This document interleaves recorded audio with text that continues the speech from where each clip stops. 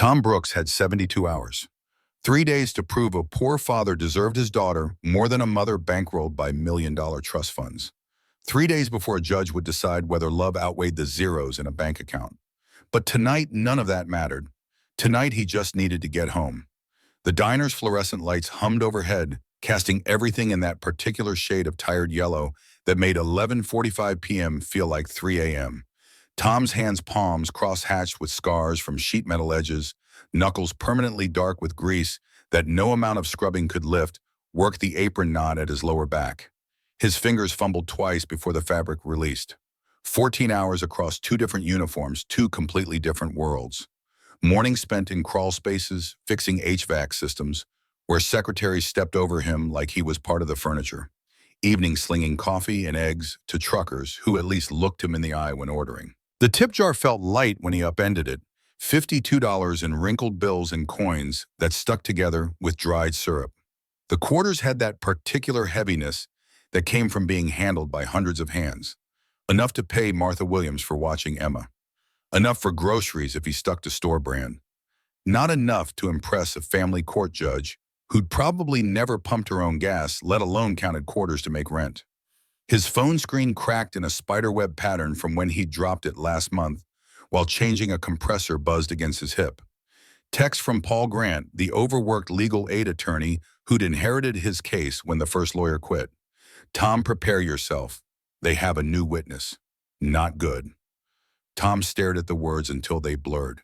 Not good. As if anything about this week qualified as good. As if Kate showing up after 2 years with a 90-day sobriety chip somehow erased finding Emma alone in their old apartment, 4 years old and crying in a diaper that hadn't been changed in God knew how many hours because her mother had been gone 15 hours chasing a high.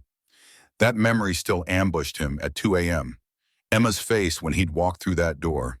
The way she'd reach for him with arms that shook small fingers, grasping at his work shirt. The smell, fear and neglect, and something sour that had made his throat close. 4 years old and already learning the cruelest lesson, people who were supposed to love you most could vanish without warning. He'd filed for divorce the next day. Full custody 3 months after that. 2 years of building something that resembled normal. Bedtime stories and Saturday pancakes and parent-teacher conferences where Miss Rodriguez told him Emma was thriving, happy, loved, despite the cramped apartment and secondhand everything. Then Kate's parents hired Richard Davidson. Suddenly, 2 years of showing up didn't matter as much as square footage. Suddenly, working 70 hours a week made him absent instead of responsible. Tom pushed through the diner's back door into October air that carried the first whisper of winter. His Honda Civic sat alone under the parking lot's flickering sodium light rust spreading across the wheel wells like melanoma he couldn't afford to treat. The car had 180,000 miles and a suspension that bottomed out on speed bumps, but the engine still caught when he turned the key. That counted for something. The dashboard clock glowed green. 11:47. The court document sat in the passenger seat where he'd left it that morning, words blurring together after he'd read them so many times the paper had gone soft. Brooks, Preston, custody hearing, Monday 9 a.m. sharp. His engine coughed twice a wet tubercular sound that made him wince before catching. George Strait drifted from speakers with blown tweeters singing about carrying your love with you everywhere. Tom pulled onto the empty street headlights, cutting through darkness that felt heavier than usual, more oppressive. The radio cut to a weather alert mid-song. Tom's hand went to the volume dial. Tropical storm. Elena has strengthened to Category 1 hurricane status and is expected to make landfall along the Gulf Coast around midnight. Residents are advised to seek shelter immediately. Emergency services have suspended operations until the storm passes. Tom glanced through his windshield. Black clouds rolled overhead, backlit by lightning that turned the world white for frozen seconds. The first raindrops hit his windshield like bullets fired from above. Heavy, angry, biblical. 72 hours to prove he was enough. And now a hurricane wanted to drown Houston. By the time Tom merged onto Highway 59, the rain had transformed from bullets to waterfall. His wipers blades, he'd replaced himself 6 months ago. With the cheapest ones AutoZone carried, struggled at their highest setting, creating brief windows of clarity before the deluge swallowed everything again. Water sheeted across his windshield so thick His headlights just reflected back at him twin circles of useless light. 18 hours awake. Tom's eyes burned like someone had rubbed sand behind the lids.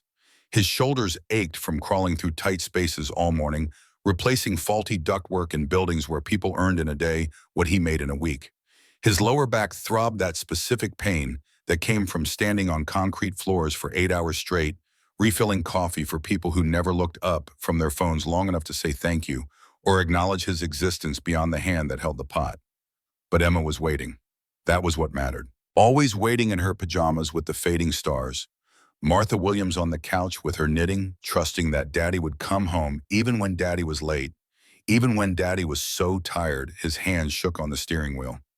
The highway stretched empty except for Tom's lonely headlights. Smart people had found shelter hours ago. Smart people weren't driving through a Category 1 hurricane because they'd worked 2 jobs and couldn't afford to call in sick to either one couldn't afford to give Kate's lawyers one more piece of ammunition, Your Honor. Mr. Brooks called in sick Friday. Clearly his work ethic is questionable when it matters. Lightning split the sky directly overhead, close enough that the thunder came simultaneously shaking his car hard enough that he felt it through the steering wheel. The rain intensified. Tom hadn't thought that was possible until he could barely see 5 feet ahead. And then his headlights caught them. Hazard lights blinked weakly through the downpour on the shoulder ahead. A dark shape barely visible through the wall of water. 2 figures stood in the rain beside what looked like an expensive car, the kind Tom only saw when wealthy clients brought vehicles into Eddie Sullivan's shop for AC work, the kind where the leather seats cost more than his monthly rent. He passed them, foot still on the gas, eyes forward, jaw clenched. Not your problem. You've got enough problems. But something made him glance in the rearview mirror. Through rain and darkness, he could make out 2 people huddled together, shoulders hunched against the storm that was trying to drown them. Young, scared, alone on a highway where nobody else was stupid enough to be driving. Emma's face flashed in his mind, not as she was now 6 years old and safe, but as she'd been that day 2 years ago. 4 years old and alone. Abandoned, waiting for someone to care enough to stop to save her to remember she existed. Tom's foot hit the brake harder than he meant to. His car fishtailed slightly on wet asphalt rear end, sliding left before he corrected pulse hammering. He checked his mirrors through the rain. No other traffic, nobody else dumb enough or desperate enough to be out here. The U-turn felt dangerous tires, finding less grip than he liked on flooded pavement. The Mercedes came into focus as he approached. Silver E-Class hood popped open, rain pouring into the engine compartment, like someone had opened a fire hydrant directly above it. 2 girls in their early 20s stood beside the car, expensive North Face jackets soaked through until they clung to thin frames. Designer shoes, Nikes that probably cost $200, caked with mud that sucked at the soles. Identical faces tracked his approach with expressions caught between desperate hope and wary fear. Tom pulled onto the shoulder ahead of them and killed his engine. For a moment, he just sat there, hands on the wheel, asking himself what the hell he was doing. Kate's lawyer would love this if it ever came out. Working class hero stops to help stranded rich girls in the middle of a custody battle, Your Honor. Clearly trying to manufacture sympathy, paint himself as some kind of saint when the evidence shows. Except nobody would ever know. And these 2 girls were still standing in a hurricane. He grabbed his phone, 42% battery. The charge never lasted like it used to, and stepped out into the storm. The rain hit him like a physical assault, immediately soaking through his work shirt until the fabric stuck to his skin. The wind threatened to rip his car door from his hands as he pushed it shut, metal groaning. He jogged toward the girls, squinting against water that ran into his eyes and mouth, tasting like highway grime and ozone. They watched him approach. The one on the left, blonde hair that probably got regular salon treatments, hanging in dark ropes around her face, stepped slightly in front of her sister. Protective instinct Tom recognized from his own life, from every time Emma got scared and hid behind his leg. He had to shout over thunder that rolled continuously. Car trouble. The protective one nodded, water streaming down her face mascara that had probably been perfect 6 hours ago, now running in dark tracks.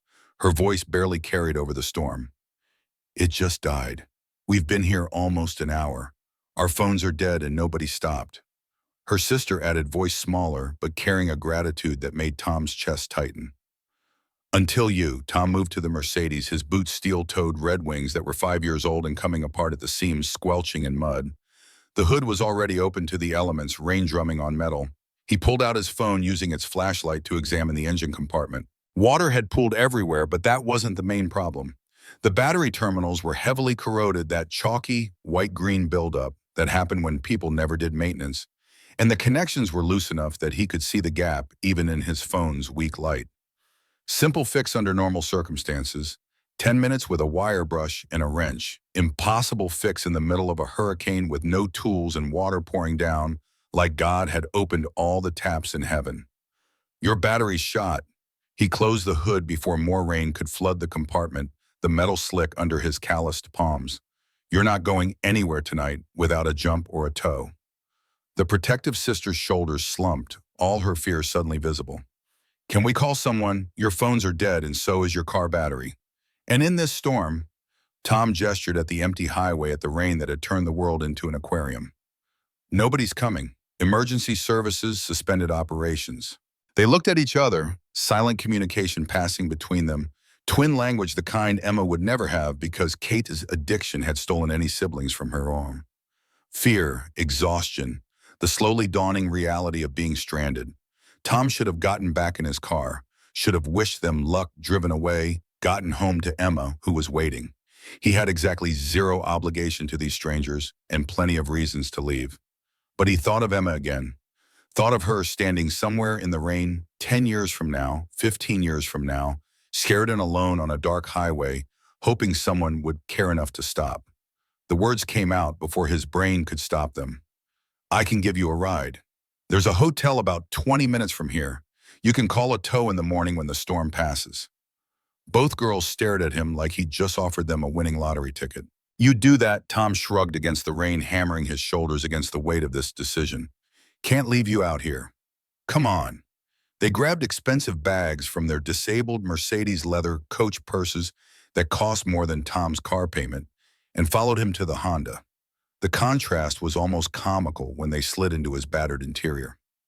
Fast food wrappers he'd been meaning to clean for 2 weeks littered the floor. The passenger seat had a rip in the vinyl that he'd tried to duct tape, but the tape had peeled. The entire car smelled like motor oil and old coffee smells that never quite left, no matter how many pine tree air fresheners he hung from the mirror. But neither of them complained. They just looked relieved to be out of the storm, shivering in his back seat, while he cranked the heater that would take 10 minutes to warm anything. Tom pulled back onto the highway, windshield wipers working overtime. The silence stretched for almost a minute, just the drum of rain on the roof and the squeak of worn wiper blades before the girl in the passenger seat spoke. I'm Sarah. This is my twin sister, Rachel. Tom Brooks. Sarah studied his profile in the dashboard lights, green glow making everyone look slightly ill. You work on cars? He glanced down at his uniform shirt, the embroidered patch that read Eddie's HVAC and Repair, over the pocket, his name stitched below in cursive. The shirt was stained with refrigerant oil and sweat despite having washed it twice. HVAC mostly, air conditioning, heating systems. But I know my way around an engine. You're soaked. Rachel's observation came from the back seat. Tom turned the heater up another notch, though it wouldn't help him, his shirt plastered to his back, cold seeping into his bones. Occupational hazard of stopping in hurricanes. Why did you stop? Sarah's question carried genuine curiosity, not accusation, but Tom heard what she wasn't asking. Why would you risk yourself for strangers? We waved at probably 30 cars. Everyone just kept going. Can't blame them. People are scared these days. Nobody wants to take chances on strangers. Too many horror stories. But you did. Tom was quiet for a moment, focusing on the road ahead, white lines appearing and disappearing in the rain. His hands' scarred knuckles wrapped around the steering wheel flexed and released. I have a daughter. She's 6. If she was ever stranded somewhere scared in the rain, he didn't finish the sentence. Didn't need to. The words hung in the air between them, carrying weight Tom hadn't intended. He just admitted to having a child to 2 complete strangers, and now they'd naturally wonder what kind of father leaves his 6-year-old daughter alone to drive through a hurricane. Sarah's voice came softer, this time gentler. What's her name, Emma? That's beautiful. A pause where he could hear her shifting in the seat. Do you get to see her often? The question landed like a punch to the solar plexus. Tom's hands tightened on the wheel until his knuckles went white, jaw clenching hard enough that his teeth hurt. These girls couldn't have known, couldn't have guessed they just poked the rawest wound in his life. Every chance I get. The words came out rough, scraped raw, which might not be for much longer. He hadn't meant to say that, hadn't meant to crack open the door on the nightmare that had consumed the last 3 months. But exhaustion and stress had worn down his filters, and something about these strangers felt safe. They'd be gone in 20 minutes, never to see him again. No judgment that would follow him home. What do you mean? Rachel leaned forward between the seats. Tom stared at the road ahead, white lines that appeared and disappeared in the rain, like a magic trick he was too tired to figure out. His voice came out flat, emotionless, the way he'd trained it to sound when talking about things that could destroy him if he let them. Her mother and I are divorced. She's trying to take full custody. Says I'm not fit to be a father because I work too much, don't make enough money. He swallowed hard. Court dates Monday morning. That's horrible. Sarah's whisper barely audible over the rain. It is what it is, though his voice betrayed him, cracking slightly on the last word. I'm doing everything I can. 2 jobs, saving every penny, showing up to every school event Emma has. But sometimes he stopped, aware he was sharing too much with these strangers. Sometimes it feels like it's not enough. Like the world's already decided I'm not good enough because I don't have money. The silence that followed felt different than before. Heavier, more personal. Rachel's voice came quiet from the back seat. Our father's like that, always working. We barely see him. Sarah picked up the thread. He has all the money in the world. Big house, nice cars, everything we could want materially. But we'd trade it all just to have dinner with him once a week without him checking his phone every 5 minutes. He thinks providing means everything, Rachel added. Doesn't understand that we just want him there. Present, that's all we've ever wanted. Tom glanced at Sarah, seeing his own pain reflected in a different mirror. You should tell him that. We've tried. Sadness colored her words like watercolor bleeding into paper. He doesn't listen. Says we don't understand what it takes to maintain our lifestyle.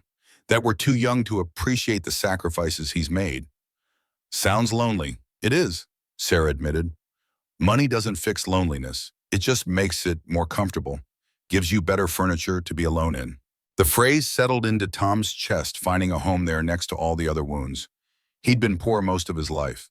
Had known what it meant to choose between gas and groceries, between fixing the car and fixing the heater, between paying rent and buying Emma new shoes. But he'd never been lonely. Not really. Not with Emma. These girls had everything he lacked materially and nothing that actually mattered. What does your dad do? The question came out before Tom thought about whether he wanted to know. He's a judge, Sarah said. State District Court. Of course he was. Tom nearly laughed at the bitter irony of the universe's twisted sense of humor. Here he was driving 2 daughters of the judiciary through a hurricane while preparing to face a different judge in 72 hours. Maybe God had a sense of humor after all. Maybe this was his idea of a joke. William Hayes, Rachel offered. You might have heard of him. Tom ran the name through his memory, coming up empty. No. My judge is... He tried to remember what Paul had told him that morning. The name had slipped away in the chaos of everything else. I don't remember. My lawyer mentioned it, but I can't recall. The conversation drifted, after that tension easing slightly. Sarah asking gentle questions about Emma, what she liked to draw, her favorite books, whether she was doing well in first grade. Tom answered, surprised by how easy it was to talk about his daughter with these strangers, how the knot in his chest loosened slightly when he described Emma's laugh, high and bright like bells. The way she narrated her drawings with elaborate stories about princess dinosaurs and astronaut butterflies. How she'd started reading on her own and wouldn't stop showing him every new word she conquered, pointing at cereal boxes and street signs with fierce pride. She sounds amazing. She is. No hesitation, no doubt. She's everything. Our dad never talks about us like that, Rachel murmured. Like we're his whole world. Maybe he does, Tom suggested, just not to you. Some people don't know how to say what they feel. My old man was like that. Loved us in his way, but the words never came easy. Or maybe he doesn't feel it. Sarah's voice carried resignation that came from years of disappointment, of waiting for something that never arrived. Maybe work really is more important to him than we are. Tom wanted to argue, to defend a man he'd never met, but he had no ground to stand on. He didn't know Judge William Hayes, didn't know if the man loved his daughters or merely tolerated them as obligations, as items on a checklist between cases. The Hilton emerged from the rain like a ship appearing through fog, its lit entrance a beacon of warmth and safety. Tom pulled under the covered drop-off area, putting the car in park. Water drummed on the overhang above them, the sound suddenly muted compared to the open highway. Sarah and Rachel gathered their bags, movements slow like they didn't want the ride to end. "Thank you," Sarah turned to face Tom, mascara still streaked, but her eyes clear. "You didn't have to stop, but you did. It's fine. It's not fine. It's," she searched for words, "it's the kind of thing that restores your faith in people, makes you believe there's still good in the world." Rachel leaned forward from the back seat. "I hope your judge sees what we see, that you're exactly the kind of father Emma needs." The words hit harder than Tom expected. His throat tightened, eyes burning with something that wasn't rain. "Thanks." Sarah pulled a pen from her purse, expensive Mont Blanc, that probably cost $300, and scribbled something on the back of a Starbucks receipt.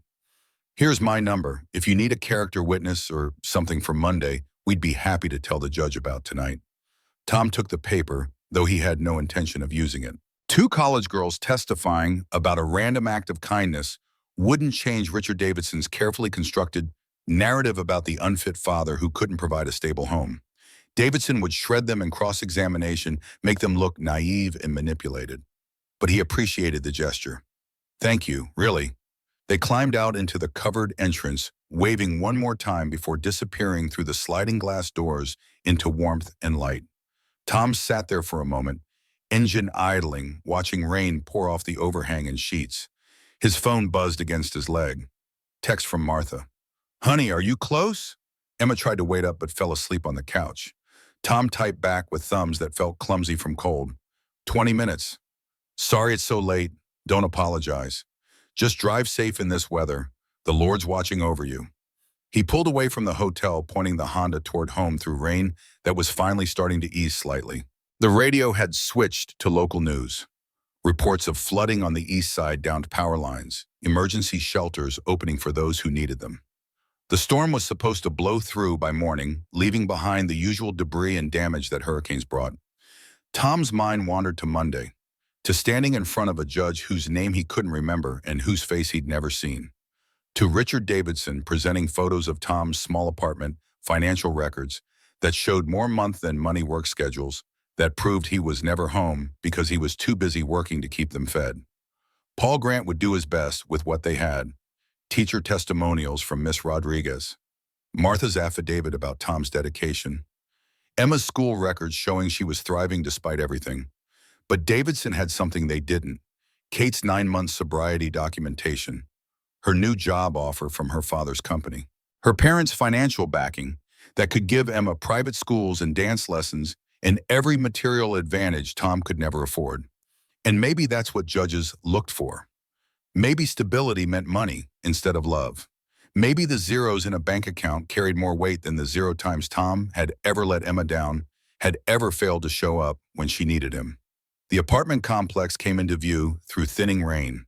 3 stories of faded brick and rusted railing as windows glowing yellow in the darkness like tired eyes. Building C, second floor unit 2B. Home. Not much to look at from the outside, but it was theirs. Tom parked in his assigned spot, number 47. The paint faded until you could barely read it, grabbed his work bag, and jogged through the rain to the covered stairwell. His boots left wet prints on the concrete steps leading to the second floor, each step echoing in the enclosed space. The door to 2B opened before he could get his key out. Martha Williams stood there in her floral housecoat. Silver hair pulled back in the bun she always wore, face lined with 70 years of life that had taught her when to speak and when to just listen. "Honey, you're soaked through. It's biblical out there." Tom stepped inside immediately, lowering his voice. The apartment was quiet except for the soft hum of the window unit struggling to keep up with October's last gasp of heat. Emma's breathing came from the living room, soft and regular. She's asleep on the couch, tried to stay up, but her eyes wouldn't stay open past 10. Martha gathered her knitting bag with movements that were slow and deliberate, arthritis making every motion careful. "She drew you something. It's on the table." Tom pulled out his wallet, extracting a $20 bill that represented tomorrow's lunch gas station sandwich and coffee if he was lucky. He held it out to Martha. She waved it away with a hand gnarled from years of manual labor before arthritis forced her to stop. "Honey, keep it. You need it more than I do. Mrs. Williams, I mean it." Her voice carried that Southern Baptist steel that allowed no argument, the voice that had raised 4 children and buried 2 husbands. "You've got that court date Monday. You save every penny you've got." Tom's throat tightened. He tucked the bill into her hand anyway, closing her fingers around it gently. "You've helped me more than you know, please." Martha studied him for a long moment with eyes that had seen too much hardship to be fooled by brave faces. Then she nodded. Her free hand came up to pat his cheek, the gesture so maternal it made Tom's eyes burn. "The Lord doesn't bring us this far to abandon us now, sweetheart. You remember that. He's got his hand on you and Emma both." She left, pulling the door shut with a quiet click that seemed loud in the silence. Tom stood in the entryway, water dripping from his clothes onto the cheap linoleum that was peeling up at the edges. No matter how many times he glued it back down, listening to the sound of his daughter's breathing from the next room. He set his work bag down carefully, tools inside that he couldn't afford to replace if they broke. Moved through the small kitchen, where dishes sat clean in the drainer, and Emma's plastic cup on the counter, ready for morning orange juice. Found his daughter exactly where Martha had said. Emma lay on the threadbare couch they'd gotten from Goodwill 3 years ago, covered by the quilt Martha had made for her 3rd birthday, patchwork squares in every color, soft from washing. One arm hung off the edge, fingers curled loosely. Her dark hair, Kate's hair, though Tom tried not to think about that, spread across the pillow, face peaceful in sleep. 6 years old and already the most beautiful thing Tom had ever created, ever been part of creating. On the coffee table sat her latest drawing, held down by a crayon box that was missing half its colors. Tom picked it up carefully. 2 stick figures, one tall and one small, standing beside something that might have been an air conditioning unit, or possibly a dragon with Emma's art. It was hard to tell sometimes. "Daddy and me" fixing things written across the top in Emma's careful 1st-grade letters, hearts floating around their heads like bubbles. Something in Tom's chest cracked. He sank onto the edge of the couch, drawing still in his hands, and just looked at his daughter. Really looked at her. The way her chest rose and fell. The way one hand had found her mouth thumb resting against her lips in a habit she was supposed to be breaking. The complete trust in how she slept, no fear, no worry, just the absolute certainty that Daddy was there and would keep her safe. She stirred, eyelids fluttering like butterfly wings. "Daddy, hey baby girl." He brushed hair away from her face with fingers that were still cold from the rain. "Sorry, I'm late." Emma's eyes opened fully, immediately tracking to his wet clothes. Her voice came out scratchy with sleep. "You're all wet. Big storm out there." She sat up, rubbing her eyes with both fists. The quilt fell away and Tom could see she was wearing her favorite pajamas, the ones with stars that were starting to fade from too many washes. One knee patched where she'd torn them climbing a fence at the park. "Did you see my picture just now? It's perfect. That's us from when you fixed Mrs. Williams's air conditioning, and I helped. You were a very good helper." Tom set the drawing down, pulling Emma into his lap. Even though she was getting too big for this, even though she'd probably squirm away in a minute for now, she settled against his chest, small and warm and solid and real. "Daddy?" "Yeah, baby." Mrs. Williams said Monday is an important day. Tom's heart stuttered, stopped, restarted. "She did. She said you have to go somewhere important, but she didn't say where." Emma tilted her head back to look at him. Brown eyes serious in a way 6-year-olds shouldn't have to be. "Where are you going?" He should have prepared for this conversation. Should have come up with something to say that was honest without being terrifying. But exhaustion and emotion had burned through his defenses, left him raw. "Daddy has to go to court. It's a place where judges make decisions about families."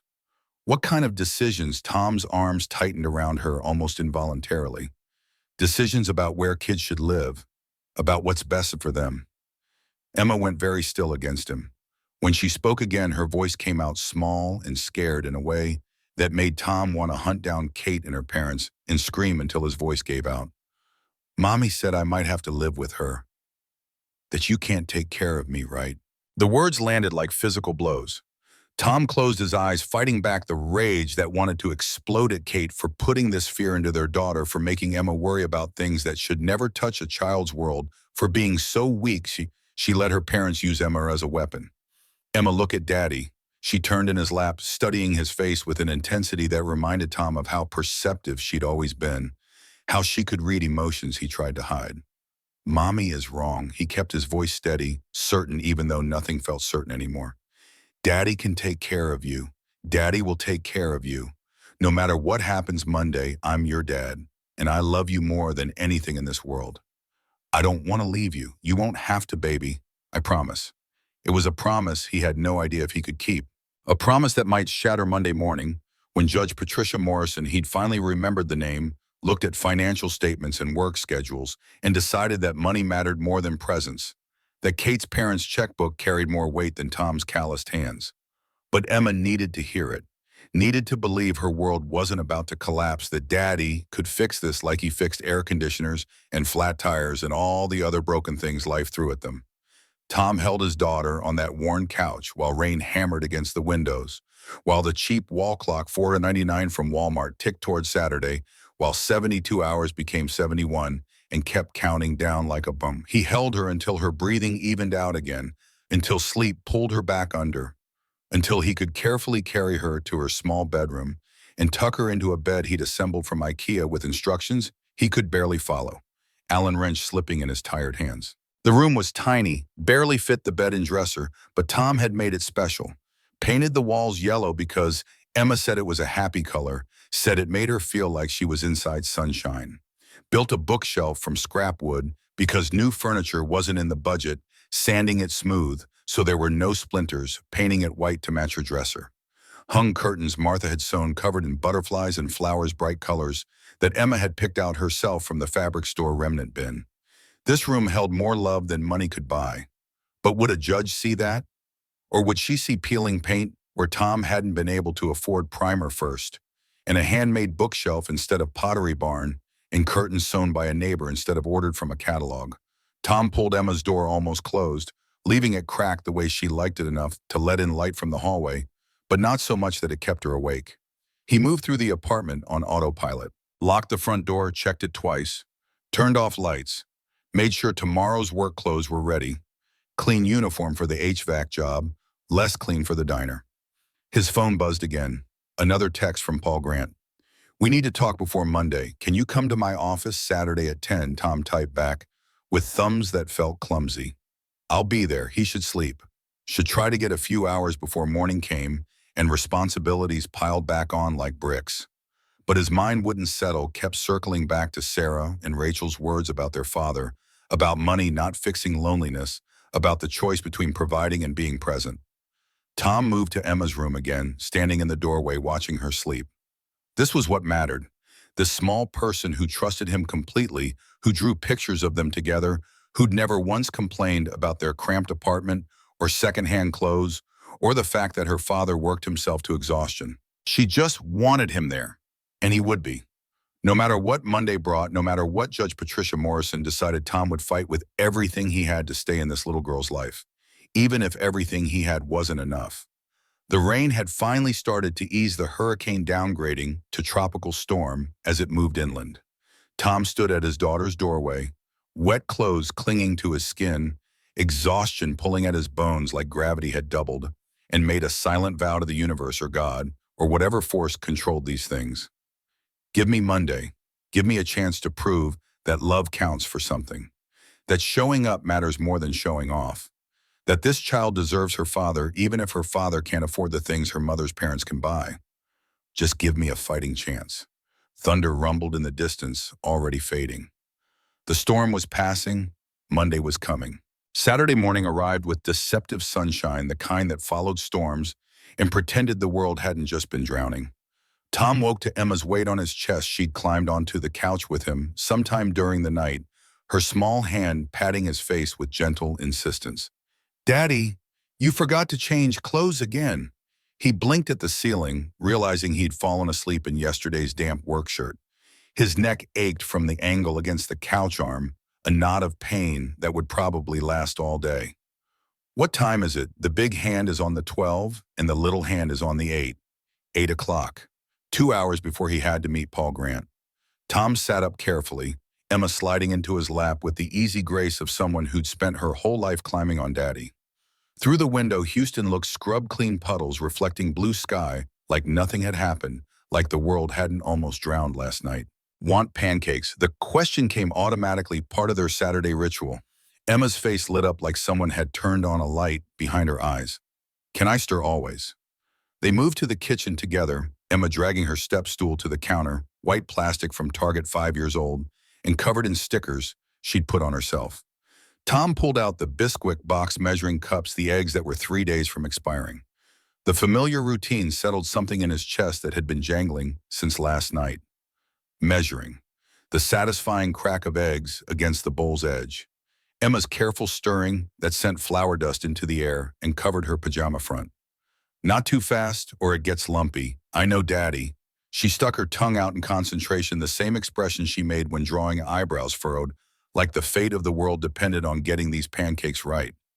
Tom watched her stir this small person who'd somehow become his entire world. In 48 hours, a stranger in a black robe would decide if moments like this got to continue. If Saturday morning pancakes and flour-covered pajamas mattered more than square footage and salary than having a bedroom for Emma in a high-rise apartment she'd never seen. The first pancake hit the griddle with a hiss. Emma abandoned her stirring to watch it bubble, fascinated by the transformation, like it was magic instead of chemistry. Daddy, can we go to the park after breakfast? I have to meet with Mr. Grant this morning. Remember my lawyer? Her face fell, shoulders slumping. About Monday. Yeah, baby, about Monday. Tom flipped the pancake golden brown and perfect. But after that, we'll go. Just you and me. Promise, promise, promise. They ate at the small table, 2 chairs, both wobbly, surface scarred from years of use before Tom got it from a garage sale. Emma drowned her pancakes in syrup like she always did, creating a lake of Mrs. Butterworths on her plate. Tom picked at his own stomach, unreliable for weeks now, anxiety-killing appetite until food tasted like cardboard no matter what it actually was. But he forced himself to eat because Emma was watching, because she needed to see. Daddy was okay even when nothing felt okay, even when the world was ending in slow motion. Emma, listen. He reached across the table, taking her syrup-sticky hand.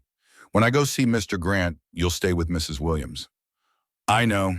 And Monday you won't come to court with me. You'll stay home. Emma set down her fork with deliberate care. Why can't I come? It's not a place for kids, but it's about me. Her voice carried logic that gutted him. Shouldn't I tell the judge I want to stay with you? Tom's throat closed. He came around the table, knelt beside her chair, took both her hands. You don't have to do that. The judge will make the right decision. But what if he doesn't know? What if nobody tells him I'm happy here, baby? The word came out broken. I am happy, Daddy. I don't want a bigger house or more toys. I want you. The words cracked something in Tom's chest wide open. He pulled Emma from her chair into his lap, holding her against his heart that was hammering too fast. She smelled like syrup and sleep and everything good in his life, everything worth fighting for. I know, sweetheart. I know you're happy. And I'm going to make sure the judge knows too. Then why does Mommy want to take me away? How did you explain addiction to a 6-year-old? How did you make her understand that Kate's sickness had nothing to do with Emma being lovable or wanted? That sometimes broken people broke everything around them, even their own children, even the people they were supposed to protect. Mommy made some mistakes, but she loves you in her way. If she loves me, why did she leave? Tom had no answer that wouldn't damage either Kate or Emma's ability to trust people, to believe that love was real and permanent instead of conditional. So he just held her tighter and let the question dissolve into silence, let it join all the other unanswerable questions that parenting involved. The legal aid office occupied the 3rd floor of a building that had seen better decades. Water-stained ceiling tiles that sagged in the middle, fluorescent lights that hummed with electrical illness. The smell of old coffee and older dreams of hope deferred until it turned into something bitter. Tom found Paul Grant in a windowless conference room, surrounded by folders that spilled across a table, guarded with initials carved by bored clients, and coffee rings that had left permanent brown circles. Paul looked up, exhaustion written in the lines around his eyes and the way his shoulders slumped. 45 years old and already going gray, wearing a suit that had been nice once, but now showed wear at the elbows and collar shiny from too many cleanings. A good man doing impossible work for people who couldn't afford better. Tom, sit. The chair scraped against linoleum that was peeling up at the corners. Tom sat hands clasped on the table and waited for whatever bomb Paul was about to drop. "I'll be straight with you. This isn't good." Paul opened the top folder revealing photographs that made Tom's stomach drop. His apartment building, the cracked parking lot with weeds growing through asphalt, the rusted railings he'd tried to sand and repaint, but gave up after the first one. The rusted railings, paint flaking off in sheets. Interior shots that made the small rooms look even smaller made their home look like poverty instead of love. The worn couch, the secondhand furniture, the kitchen with linoleum peeling at the edges. Davidson has all of this. He'll present it Monday as evidence of inadequate living conditions.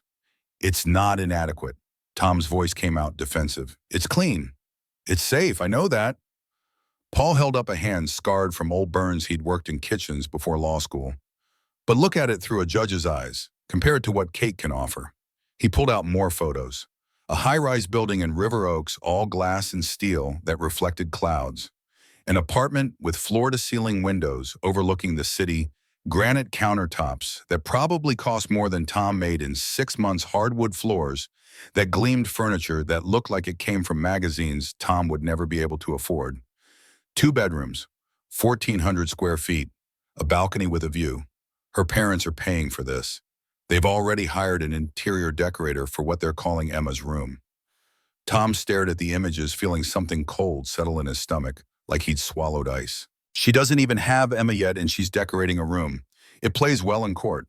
Shows planning, preparation, commitment to providing a stable environment. It shows money.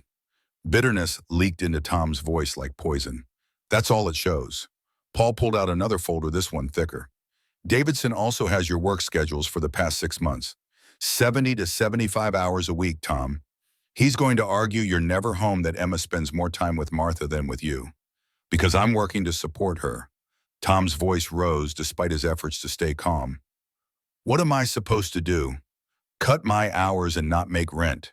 Choose between keeping a roof over her head and being there for bedtime? There's no winning here. If I work less, I can't afford to keep her. If I work more, I'm not present enough. So what the hell am I supposed to do?" Paul let the outburst settle, his expression sympathetic but helpless. When he spoke again, his voice was quiet and steady, the voice of someone who'd had this conversation too many times. "We focus on what we have. Teacher testimonials. Miss Rodriguez says you've never missed a parent-teacher conference. Martha's affidavit about your dedication. Emma's school records showing she's thriving, happy, well-adjusted. Is it enough? I don't know. Honesty, at least, even if it wasn't what Tom wanted to hear. Davidson is very good at his job. He'll make Kate look like a recovering saint who's overcome adversity. He'll make you look like a struggling single father who can't provide adequately despite his best intentions." Tom's head dropped into his hands, fingers digging into his scalp. 48 hours. 48 hours until his entire world got decided by someone who'd never met him, never seen him with Emma, never witnessed the 1,000 small moments that made them a family. There's something else. Paul's tone shifted, carrying weight that made Tom look up. "Judge Patterson had a heart attack Friday. Your case was reassigned to Judge Patricia Morrison." Tom tried to focus through the panic. "Morrison? Who's that Patricia Morrison? Family court. She's tough, known for being strict, maybe favoring mothers in custody cases." Paul's expression was grim. "This complicates things, Tom." The phone in Tom's pocket buzzed. He pulled it out, saw an unknown number he didn't recognize. "I need to take this." Paul nodded. Tom stepped into the hallway, pressing the phone to his ear. "Mr. Brooks, this is Sarah from last night. The storm." Tom's brain took a moment to switch gears to remember 2 girls in the rain. "Sarah, hi, is everything okay?" "Yes, fine. We got the car towed this morning. Everything's handled." A pause where Tom could hear voices in the background. "Rachel and I, we told our father about you, about what you did, about finding us, about your daughter, and the custody hearing." Dread formed in Tom's chest like concrete hardening. The last thing he needed was more complications, more people knowing his business, more chances for this to blow up in his face. "You didn't have to do that. We wanted to." Her voice was earnest young. "We told him about the storm, about you helping us when nobody else would, about Emma, and what you're facing Monday. And I think we made him realize some things. about being absent about what matters. Tom watched people move through the hallway, lawyers with briefcases, clients with worried faces. His whole life balanced on the edge of Monday morning. He wants to meet you before the hearing. I don't think that's a good idea. He said to tell you there's no obligation. He just, I think we made him realize something about himself, about us, about what it means to be a father. He's trying, Mr. Brooks, and I think meeting you might help him understand how to try better. Tom leaned against the wall, closed his eyes. This was insane. Meeting with a judge whose daughters he'd helped 2 days before his custody hearing. It reeked of impropriety, of trying to manufacture sympathy, of when tonight, 7 o'clock. There's a coffee shop near the courthouse. Magnolia Cafe. Tom agreed before his brain could stop his mouth, then immediately questioned the decision. What was he doing? He returned to the conference room. Paul was making notes, head down. Everything okay? Tom sat heavily. That was one of the girls from last night. Their father wants to meet me. Tonight. Paul's pen stopped moving. Their father, he's a judge. State District Court. William Hayes. Paul's face went pale, all the blood draining out until he looked like he might pass out. William Hayes wants to meet you before your custody hearing. It's not my judge. Different court. Doesn't matter. Paul set down his pen carefully. Tom, this could be seen as inappropriate. Like you're trying to influence the system, manufacture connections. I'm not trying to do anything. Tom's voice came out harder than he meant. I helped 2 strangers in a storm. They told their dad, he wants to meet me. That's it. That's all this is. Paul studied him for a long moment. Go. Meet him. But be careful what you say. Don't discuss your case in detail. Don't ask for help. Just be yourself. Let him see who you are. And if Davidson finds out, then we deal with it. Paul leaned back in his chair. But Tom, if Judge Hayes initiates this meeting, that's on him. Not you. You're allowed to have coffee with someone. Just be smart about it. The afternoon stretched long and anxious. Tom took Emma to Herman Park after meeting with Paul, pushing her on swings and watching her climb slides, trying to act normal, while his mind spun through worst-case scenarios about Monday. Emma jumped off the swing, mid-arc landing in the mulch with a stumble that became a laugh, high and bright and perfect.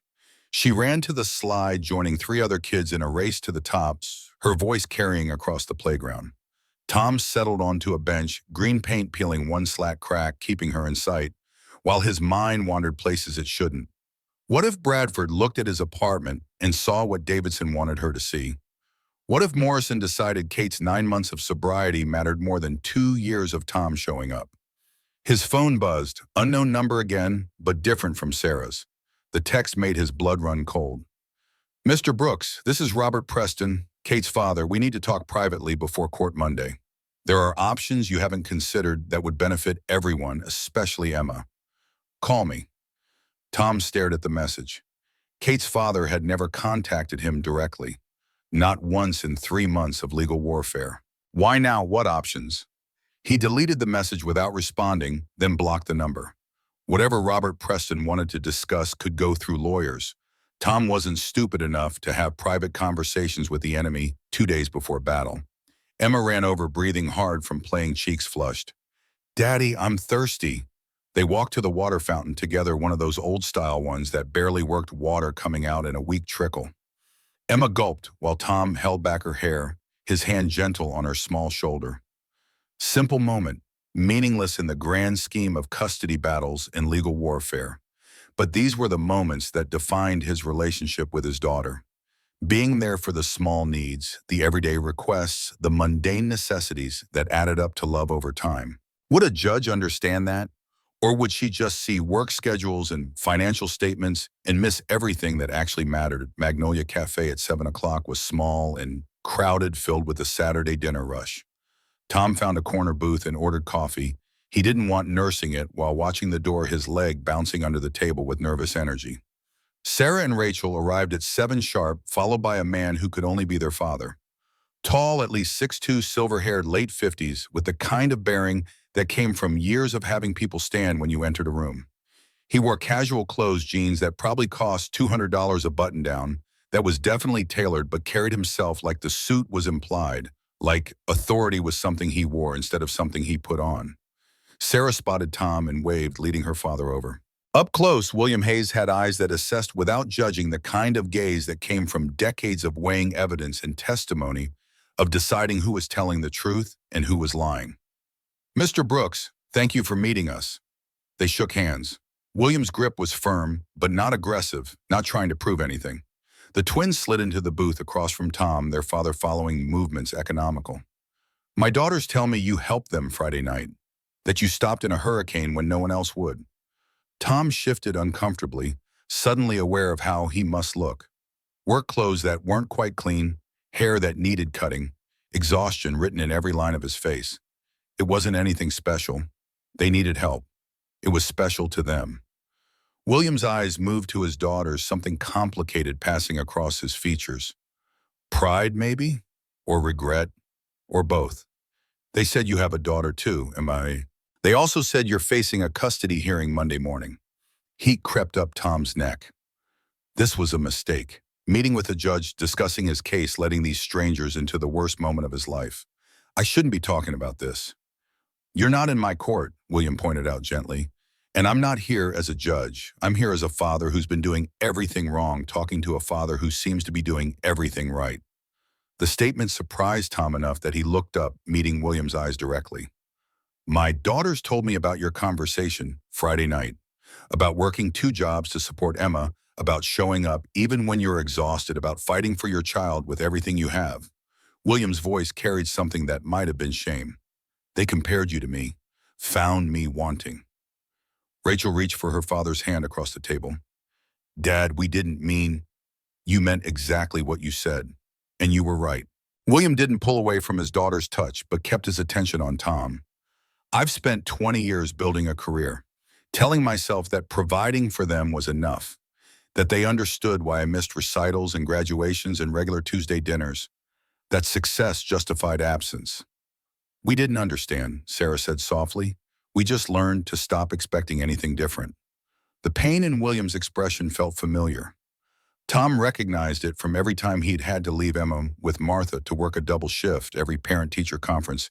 He'd arrived late to every bedtime story he'd missed because exhaustion had dragged him under before he could finish the page. "You work 2 jobs," William continued. "You could use that as an excuse to be absent. But from what my daughters tell me, you're still there for Emma in all the ways that actually matter. I try to be." Tom's voice came out rougher than he meant. "Doesn't always feel like enough. That's more than most people do." "More than I did." William leaned back, something contemplative in his posture. "What does your lawyer say about Monday?" On heard himself talking, sharing details he probably shouldn't with a stranger who happened to be a judge. But there was something about William that invited honesty, that made confession feel natural instead of dangerous. Maybe it was the judicial training, or maybe it was just that William was another father who understood what it meant to fail your children in ways you couldn't undo. "That I'm outgunned but not out of the fight." Kate's parents hired Richard Davidson. $50,000 retainer. William's eyebrows rose fractionally. "Davidson doesn't lose custody cases, I know." Tom's jaw clenched. "But he's also a bully who relies on intimidation over substance, or so I've heard." "That's accurate." William's expression was thoughtful. "But bullies can be beaten if you have the relationship, the documented presence. If you can show Emma is thriving with you, Davidson's money won't matter as much as he thinks." "Who's your judge?" "Patricia Morrison." William was quiet for a moment, something unreadable crossing his face. "Morrison, yes, I know her. She's exacting, demanding, but fair ultimately. My lawyer says she favors mothers. She has that reputation." William acknowledged. "But she follows evidence. If you can show Emma is thriving with you, that Kate hasn't been present in meaningful ways, Morrison will see that. She's tough, but she's not biased." William pulled out his phone, scrolled through contacts. "I have a colleague, Jennifer Martinez. She's a family law specialist. Does pro bono work for cases like yours?" Tom's defenses went up immediately, pride bristling. "I don't need charity. It's not charity. It's evening the playing field." William met his eyes. "Davidson has unlimited resources from the Preston family. You should have representation that can match that, or at least come close." "That's not our charity. That's justice. I already have a lawyer, Paul Grant." "Paul Grant is a good man. One of the best in legal aid." William's voice was gentle but firm. "But he's overworked. 20 active cases at any given time. Jennifer could focus on you on Emma on building the strongest possible case. I can't afford pro bono means no cost. William interrupted. She does it because she believes in protecting children and making sure good parents don't lose their kids just because they don't have money. She was a single mother herself, went through a custody battle against a wealthy ex-husband. 1. Became a lawyer specifically to help people in situations like yours. Tom's pride warred with desperation. He thought of Emma's face, her trust that Daddy would fix everything, would make the world safe again. Okay, the word came out quiet. I'll meet her. Tomorrow morning, 9 o'clock. I'll set it up, send you the address. William paused, something else clearly on his mind. One more thing, I can't do anything official. Can't interfere with Morrison's case, that would be completely inappropriate. But I can write a character reference letter based on Friday night on what my daughters told me. That's permissible. It won't mention the custody case specifically, just speak to your character. Why are you doing this? Tom's voice came out strained. You don't know me, because you helped my daughters when you had every reason not to. William's expression softened. Because you're fighting for your child with everything you have. And because, he looked at Sarah and Rachel, because I'm trying to be a better father, and sometimes that means recognizing good fathers when I see them, learning from them. Rachel leaned forward, her voice earnest. Mr. Brooks, you're going to win. Any judge who meets you will see you belong with Emma. Tom's eyes burned. I hope you're right. As they prepared to leave, William gave Tom a business card with Jennifer's number written on the back. Call her tomorrow after you meet. Then call me if you need anything. Thank you. Tom stood, feeling something shift in his chest. Really? Thank you. Thank you. William's expression was complicated gratitude and regret mixed together, for reminding me what matters. Tom drove home through Houston's Saturday evening traffic, mind spinning. Meeting William Hayes felt like either the best or worst thing that could have happened 48 hours before his hearing. He had no idea which. But something about the conversation had settled something in him, had reminded him that he wasn't alone in this fight. Emma was already in pajamas when he got home, Martha humming in the kitchen while making grilled cheese, the kind with butter on the outside so it got extra crispy. How'd it go, honey? Tom kissed Emma's head, breathing in the scent of her shampoo. Better than expected, I think. That night, after Emma fell asleep and Martha went home, Tom sat alone in the living room. The apartment felt smaller than usual, walls pressing in. Monday looming like an execution date he couldn't escape. His phone buzzed. Text from William. Tom, Jennifer Martinez will see you tomorrow 9 a.m. Address attached. You're doing the right thing. Have faith. Another buzz. Different number. Robert Preston again. He must have texted from a different phone. Mr. Brooks, I'm prepared to make this very worth your while. Name your price. We can settle this without court. Save Emma the trauma. Think about what's best for her future. Tom stared at the message for a long time. Then he blocked this number too and turned off his phone. Whatever Robert Preston was offering, whatever he thought could be bought, he was wrong. Some things weren't for sale. Some things mattered more than money. Emma was one of them. Tom checked on Emma one more time. She slept peacefully, face relaxed, trusting that tomorrow would come and Daddy would still be there. He made a promise to the dark room, to his sleeping daughter, to himself. Monday was coming, and he would be ready. Whatever it took, whatever he had to do, Emma was worth it. She'd always been worth it. Sunday morning brought a clarity Tom didn't trust. Too bright, too clean, like the storm had scrubbed away more than just debris and left behind something artificial. He left Emma with Martha at 8:30, drove downtown to an address in West University that turned out to be a small law office tucked between a dry cleaner, the smell of chemical solvents strong even outside, and a Vietnamese restaurant where people were already lined up for pho. Jennifer Martinez's name was stenciled on a second-floor window in gold letters that were chipping at the edges. Tom climbed narrow stairs that creaked under his weight, each step announcing his arrival. Found a door propped open with a law book thick enough to stop a bullet. Texas Family Code, the spine cracked from heavy use. The office was small but organized with the precision of someone who couldn't afford chaos. Degrees on the wall next to family photos, a boy at various ages, graduations, baseball games, ordinary moments captured and displayed. A woman's voice called from an inner room accent carrying the rhythm of South Texas. Come in, Mr. Brooks. I'm just finishing something. Tom stepped inside, boots loud on hardwood floors that needed refinishing. Jennifer Martinez appeared in the doorway, Latina, late 30s, dressed in slacks and a crisp white shirt, like she'd already been working for hours, even though it was Sunday. She extended her hand with a grip that meant business calluses on her palm that told stories of work before law school. Tom, William told me about you and about Emma. He said you do pro bono work. For cases like this, yes.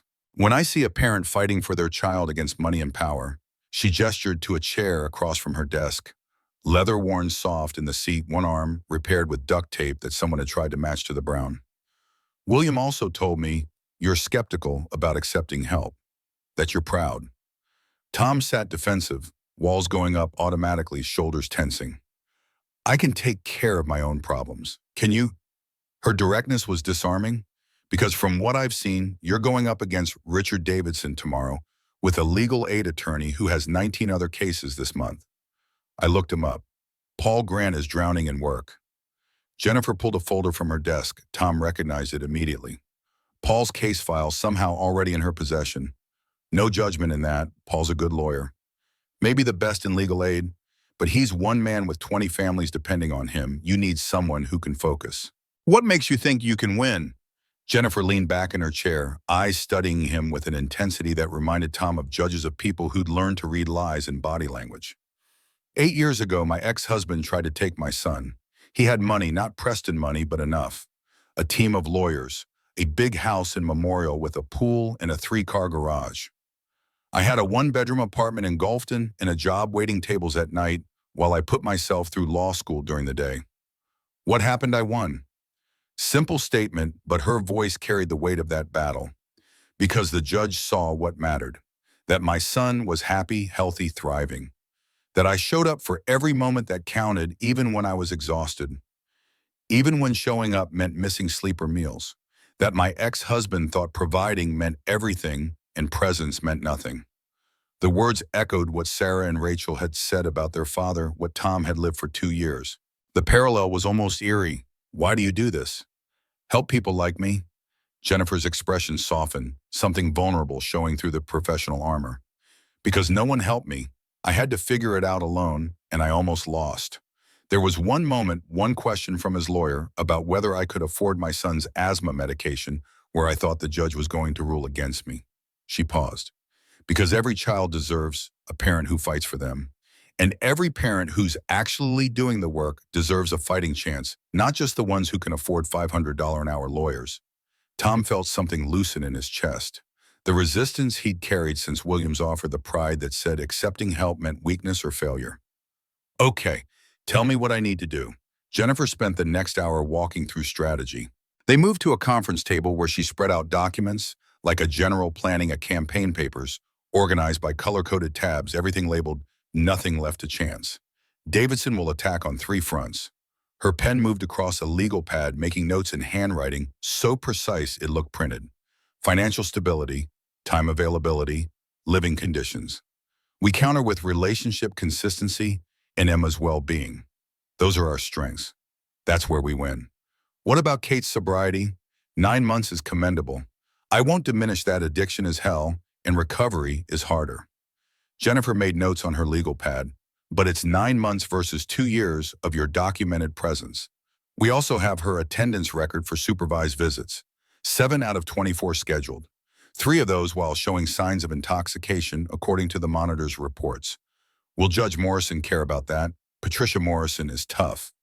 Reputation for being hard on fathers, yes. But that reputation isn't the whole story. Jennifer met Tom's eyes. She was a single mother herself, worked her way through law school while raising 2 kids alone. No family support, no money. Waitressed at night, studied during the day, brought her kids to the library because she couldn't afford childcare. She knows what real parenting looks like, what it costs. Paul said she favors mothers. She follows evidence. And the evidence is on your side. Jennifer pulled out another folder, this one marked Bradford E. Home study. I've already drafted motions for a home study.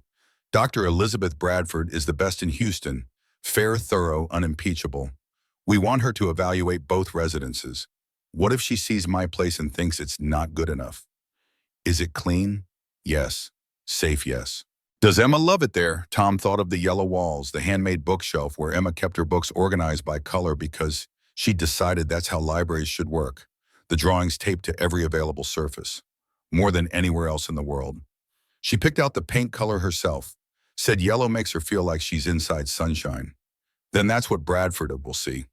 Not square footage or granite countertops. Jennifer closed the folder. Tom, I've done this 17 times. I've won 15. The two I lost were cases where the parent had genuine issues, documented abuse, active neglect, untreated addiction. You have none of that. You have a child who's thriving and a father who's present. That's what wins in Morrison's court. What do I need to do tomorrow? Show up, answer questions honestly. Don't volunteer information beyond what's asked. Don't let Davidson provoke you into losing your temper. That's his specialty, making good people look unstable under pressure. She pulled out another document, pages marked with sticky notes. I've prepared responses to his likely attacks. We'll go through them now. I'm going to play Davidson, ask you the brutal questions. You need to stay calm no matter what I say. They spent another hour practicing. Jennifer playing Davidson with unsettling accuracy, asking questions designed to make Tom lose his temper about money, about time, about whether Emma would be better off with more resources, whether he was being selfish, keeping her in poverty, when Kate could offer so much more. By the time Tom left, his head spun with information, but his resolve had solidified into something harder than steel. Jennifer walked him to the door, sunlight streaming through the window, making dust motes dance. One more thing. William said you met Kate's father, that he tried to contact you offering some kind of deal. He texted, twice from different numbers. Wanted to talk privately, said he could make it worth my while. What did you say? I blocked both numbers. Jennifer smiled, the first real smile Tom had seen from her, transforming her face from severe to warm. Good, because if he'd offered you money and you'd taken it, we'd have had a serious problem. But the fact that he tried, she handed Tom a business card, her cell number written on the back. That tells me he knows Kate can't win on merit. He's trying to buy what he can't win legally. My cell's on there. Anything happens between now and tomorrow, call me. Day or night, I mean that. Tom pocketed the card. Thank you for doing this. Thank you for being the kind of father worth fighting for. She squeezed his shoulder. Now go home to Emma. Spend today with her. Tomorrow we go to war. The afternoon belonged to Emma. Tom picked her up from Martha's, found her covered in flour from baking cookies, white dust in her hair like premature gray. Drove to the Museum of Natural Sciences, where they'd been members for 2 years, the only luxury Tom allowed himself, because Emma loved it with a passion that made the $40 annual fee worth every penny. They spent hours among dinosaur bones and planetarium shows. Emma's hand in his small fingers wrapped around his calloused palm, her voice asking endless questions about stars and prehistoric creatures and whether astronauts ever got lonely in space. Daddy, if you could be any dinosaur, which one?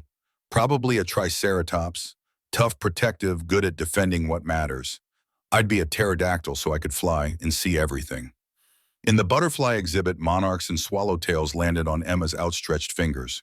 She stood perfectly still, 6 years old, and understanding instinctively that sudden movements scared delicate things. Eyes wide with wonder as an orange and black monarch walked across her palm. Daddy, they like me. You're very gentle. That's why they trust you. Will the judge be like the butterflies? Emma's question came soft, almost lost in the humid air of the exhibit, in the sound of water features and other children's voices. Will she trust me? Tom knelt beside his daughter, eye level with her serious face. The smell of flowers and earth surrounded them, artificial but pleasant. The judge will trust that Daddy loves you, that we take care of each other, that we're a team. What if she doesn't? Then we keep being a team anyway. Tom touched her nose, got a giggle that sounded forced, like she was trying to be brave for him. Nothing changes how much I love you. Nothing ever will. But Emma's eyes held worry no 6-year-old should carry. Tom felt the weight of tomorrow pressing down, threatening to crush these perfect moments, to poison them with anxiety. They got ice cream on the way home, Emma with chocolate that immediately covered her face.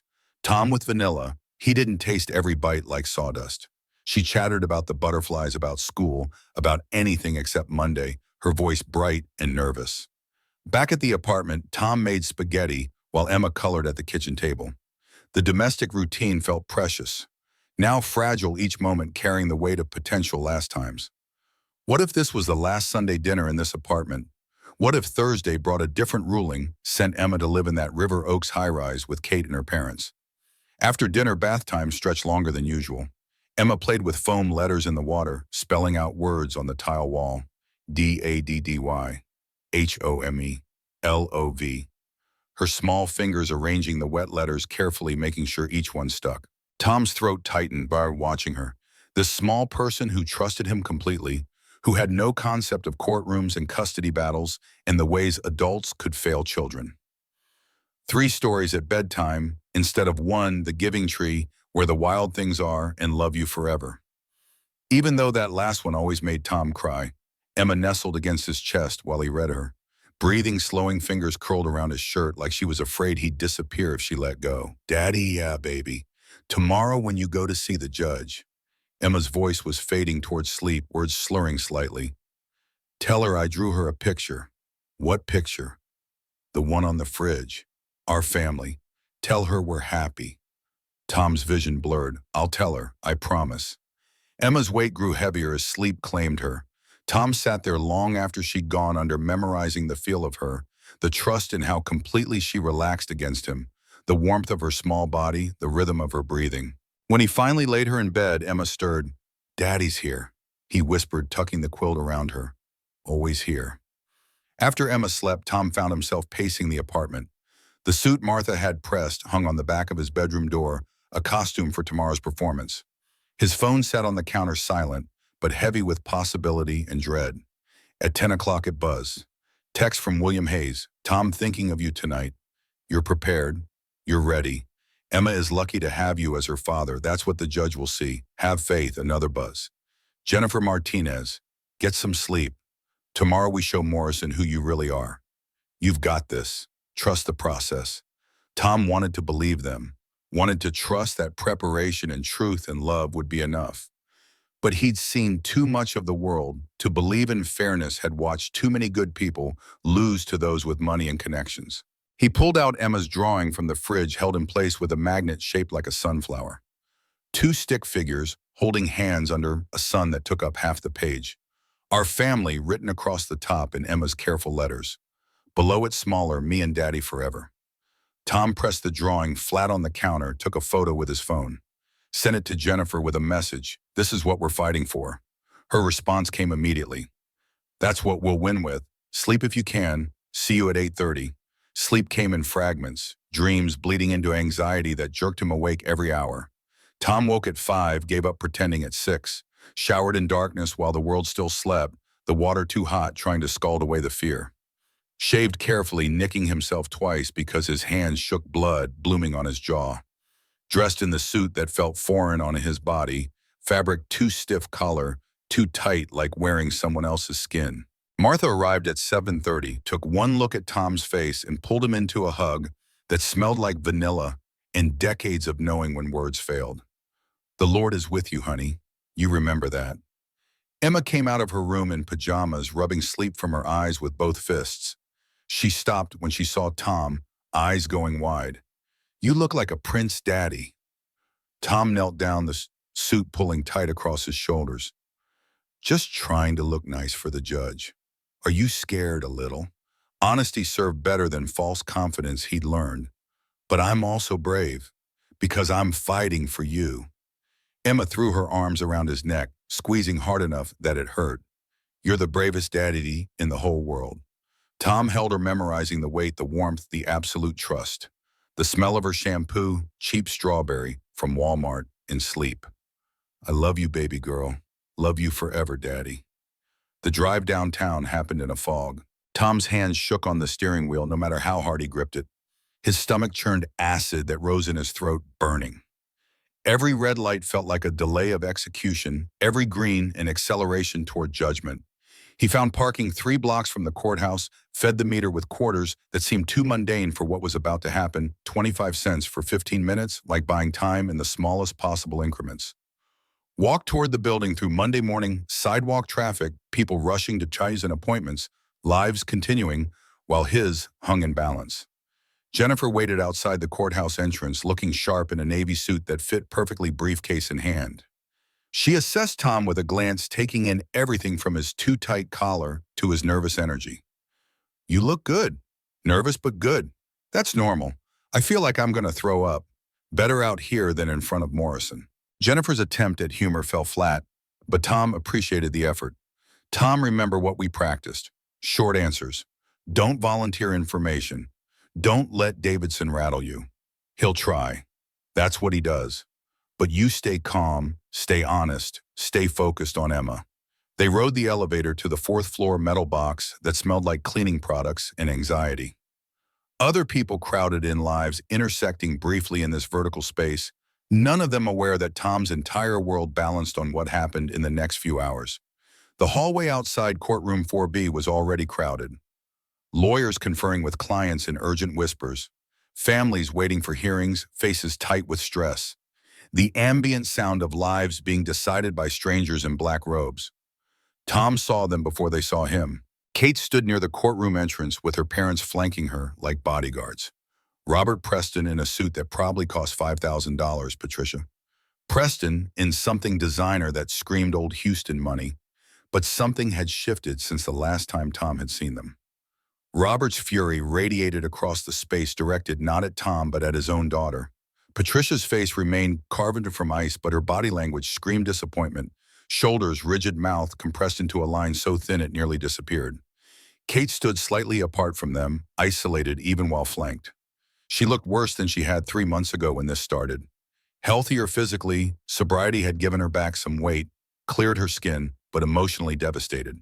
Makeup couldn't hide the shadows under her eyes, the weight of her parents' anger pressing down like physical force. Richard Davidson emerged from the courtroom looking like a man who'd spent 2 days shoring up a crumbling case. His sharp confidence had dulled, replaced by grim determination. The smile he usually wore, predatory and sharp, was absent. He spotted Jennifer and crossed the hallway with measured steps. "Miss Martinez, didn't expect to see you here." Paul Grant transferred the case. "I'm Mr. Brooks's attorney of record as of this morning." Davidson's eyes narrowed, reassessing. "Cutting it close, aren't you?" Jennifer's smile was all teeth, nothing warm.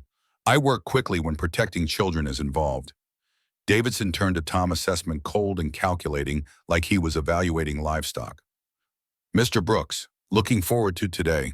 I think we'll all learn a lot about what's truly best for Emma." Tom's jaw clenched, but Jennifer's hand on his arm stopped whatever response was building, anger that wanted to explode, to tell Davidson exactly where he could shove his condescension. "Save it for the courtroom counselor." The bailiff appeared in the doorway. Older man, black expression, neutral from years of watching human drama. "All parties for Brooks v. Preston, please enter." Court is now in session. Tom's legs felt disconnected from his body as he followed Jennifer inside. The courtroom was smaller than he'd imagined from watching legal dramas on TV. Wood paneling darkened with air and smoke, from when people could still smoke inside buildings. Fluorescent lights humming overhead, one flickering intermittently. Texas and American flags flanked a bench that sat elevated and empty, waiting for judgment. Jennifer directed Tom to the defendant's table. He hated that word, defendant, like he'd done something wrong. Metal chairs, scarred wood, a water pitcher that had seen better decades, glasses turned upside down on a tray. Across the aisle, Davidson settled Kate and her parents at the plaintiff's table. Kate wouldn't look at Tom, eyes fixed on some point on the far wall. The bailiff positioned himself near the bench. "All rise." The Honorable Judge Patricia Morrison presiding. The door behind the bench opened. Judge Patricia Morrison entered, and Tom's first thought was that she looked exactly like someone who could decide his fate without blinking. African-American, early 50s, short natural hair, going gray at the temples, reading glasses on a chain around her neck. She carried herself with the authority of someone who'd earned every ounce of respect she commanded, who'd fought for everything she had.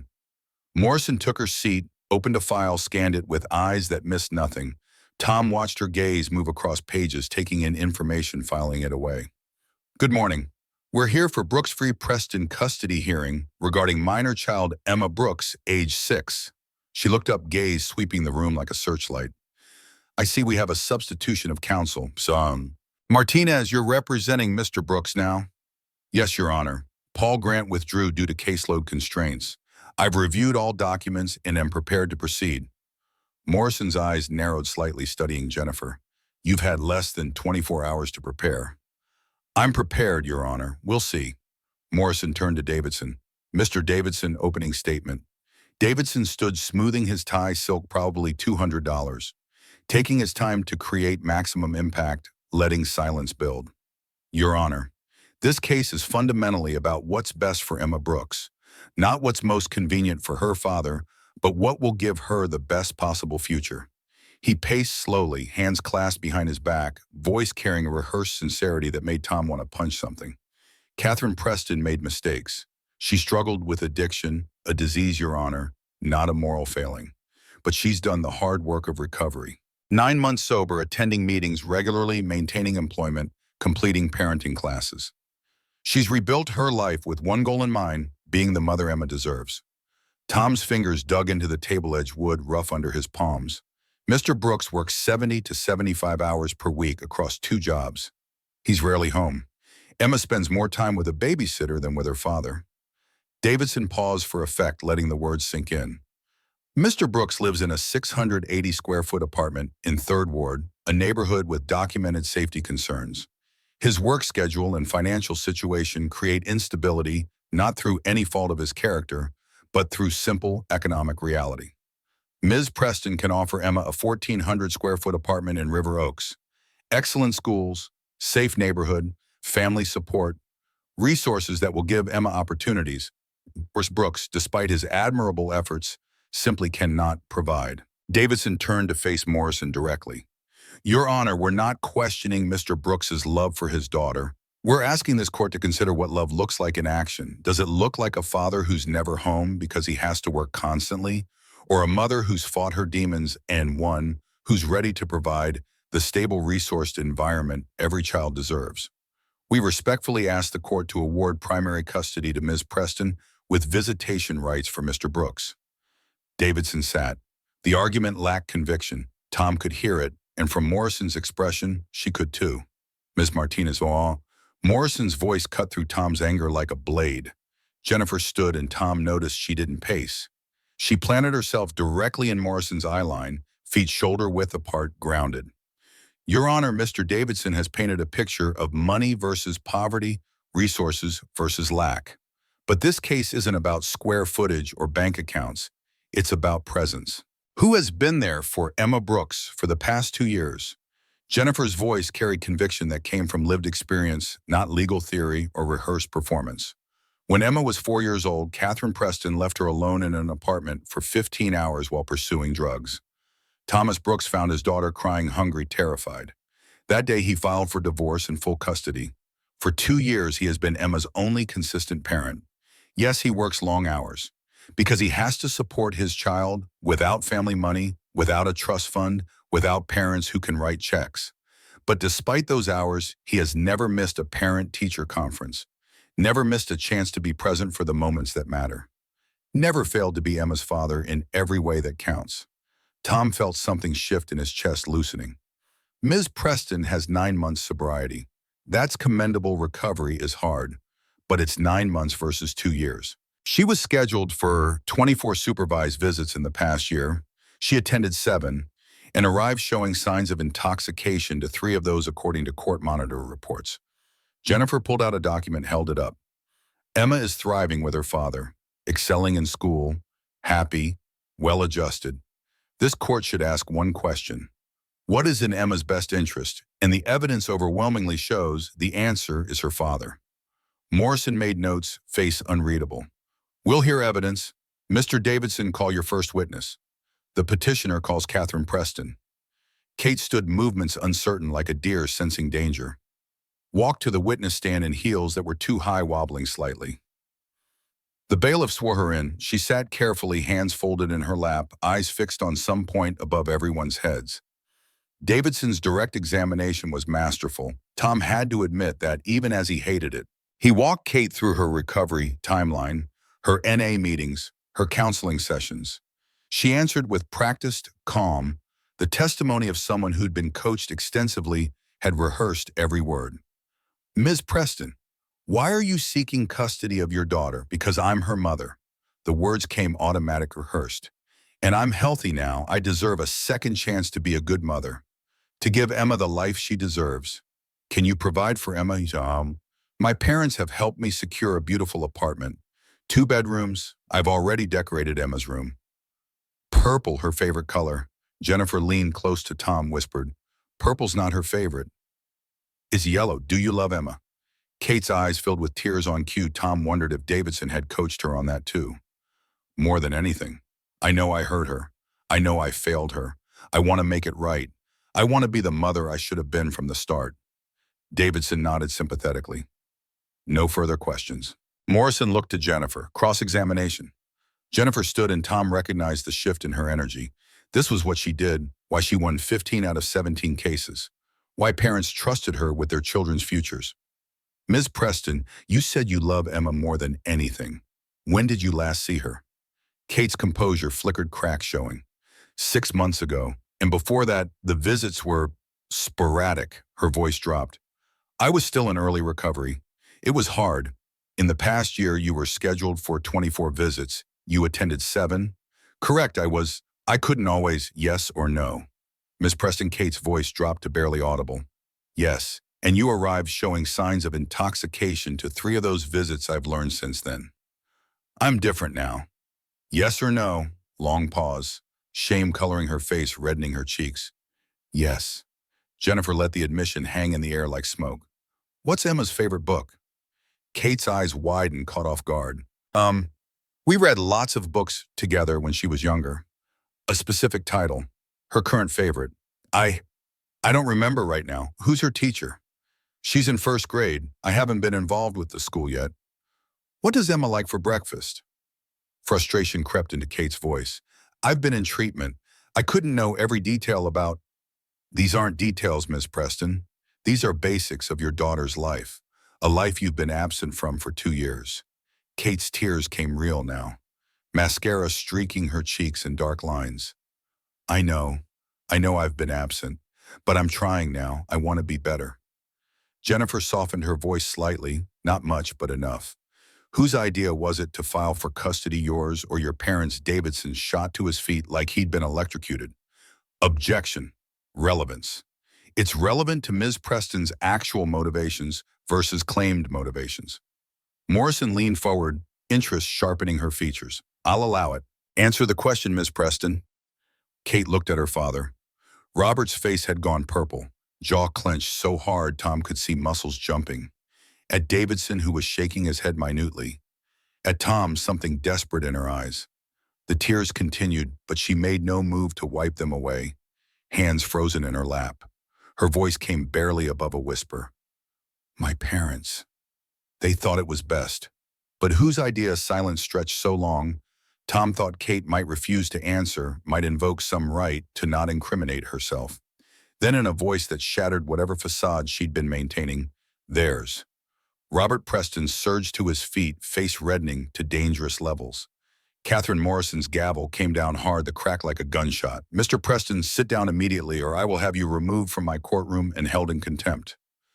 Am I absolutely clear? Robert sat, fury radiating from every line of his body. Patricia gripped his arm, her face carved from ice lips pressed so thin they disappeared. Jennifer pressed the advantage voice, still gentle but relentless. Did your parents threaten to cut off financial support if you didn't file?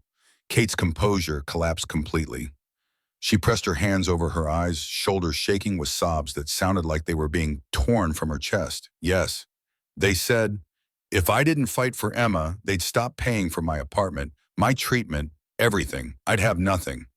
The courtroom erupted in whispers, a sound like wind through dead leaves. Davidson looked like he'd been punched, all color draining from his face. Robert Preston's face had gone from purple to nearly black with rage. Morrison gavelled for silence, 3 sharp cracks. Miss Preston, let me make sure I understand. You're seeking custody of your 6-year-old daughter, not because you believe it's in her best interest, but because your parents threatened financial consequences if you didn't. Kate lowered her hands. When she spoke, her voice carried a broken honesty that cut through all the legal theater, all the rehearsed testimony. I do want to be a mother. I want to do right by Emma. I want a chance to make up for everything I did wrong. Her voice cracked. But yes, They pushed me into this. They said I owed it to them after everything they'd spent on my treatment. I don't know if I'm ready. I don't know if this is what Emma needs. I just know I'm scared of losing everything if I don't fight. The silence that followed was absolute. Tom couldn't breathe. Jennifer remained standing, letting Kate's words resonate, letting Morrison absorb what had just happened. Morrison spoke quietly. Ms. Preston, if I told you right now that the best thing for Emma is to remain with her father, what would you do? Kate's trembling intensified. She looked at her parents, Robert refusing to look at her. Patricia's mouth compressed into furious disapproval. At Davidson, who had his head in his hands. At Tom, and something in her expression was almost relieved. When she finally answered the honesty, and it was devastating. I don't know. I honestly don't know what I'd do. I want to say I'd accept it, but I'm trapped. I don't know how to be without them. Thank you for your honesty. Morrison's face remained neutral, but her eyes held something sharp, something that looked like anger at being played. Step down, Ms. Preston. Kate returned to her seat on shaking legs. Robert Preston refused to look at her, jaw clenched. Patricia's disappointment was palpable, a force that seemed to push Kate further into her chair. Davidson stood damage control mode, fully engaged. Your Honor, my client has been honest about her struggles. That shows growth, accountability, readiness to save it for closing, Mr. Davidson. Morrison cut him off, voice sharp. I'm ordering a home study. Dr. Elizabeth Bradford will conduct evaluations of both residences. Davidson tried again. Your Honor, that's unnecessary. We have documentation of both homes. I didn't ask for your opinion, Mr. Davidson. Morrison's tone left no room for argument. Dr. Bradford's reports are due Thursday morning. We will reconvene Thursday at 9 to hear her findings and continue with testimony. She looked at both Tom and Kate. Dr. Bradford will contact you both to schedule visits. Be available. Make yourselves available. Morrison's gavel fell. This hearing is recessed until Thursday. The courtroom remained frozen for 3 seconds. Then movement, voices rising. Jennifer grabbed Tom's hand under the table, squeezing hard. That was better than I could have hoped. Kate's admission was huge. Morrison saw right through this. Tom couldn't speak. His throat had closed completely, air refusing to move. They didn't decide. Emma's still in limbo, but the momentum shifted massively. Jennifer packed her briefcase with quick, efficient movements. Kate admitted she's being controlled, that she doesn't know if she's ready. Morrison saw that. Home study is good for us, Tom. Bradford will see Emma is thriving with you. Outside the courtroom, Kate approached alone. Her parents and Davidson had vanished, probably to regroup and rage. Tom, can we talk? Just a minute, Jennifer started to object, but Tom touched her arm. It's okay, 1 minute. They stepped aside. Kate's makeup had run in streaks, eyes red and swollen like she'd been crying for hours. I'm sorry for all of it, for leaving Emma, for this custody battle, for letting them control me. Then why are you doing this? Because I'm weak, Kate's voice cracked. Because I'm scared. Because I don't know how to be without them. I have no job skills, no education beyond high school, no friends who aren't from NA. They're all I have.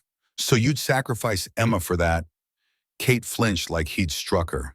Tom, Emma deserves better than me. She deserves you. Then tell the judge that on Thursday? I can't.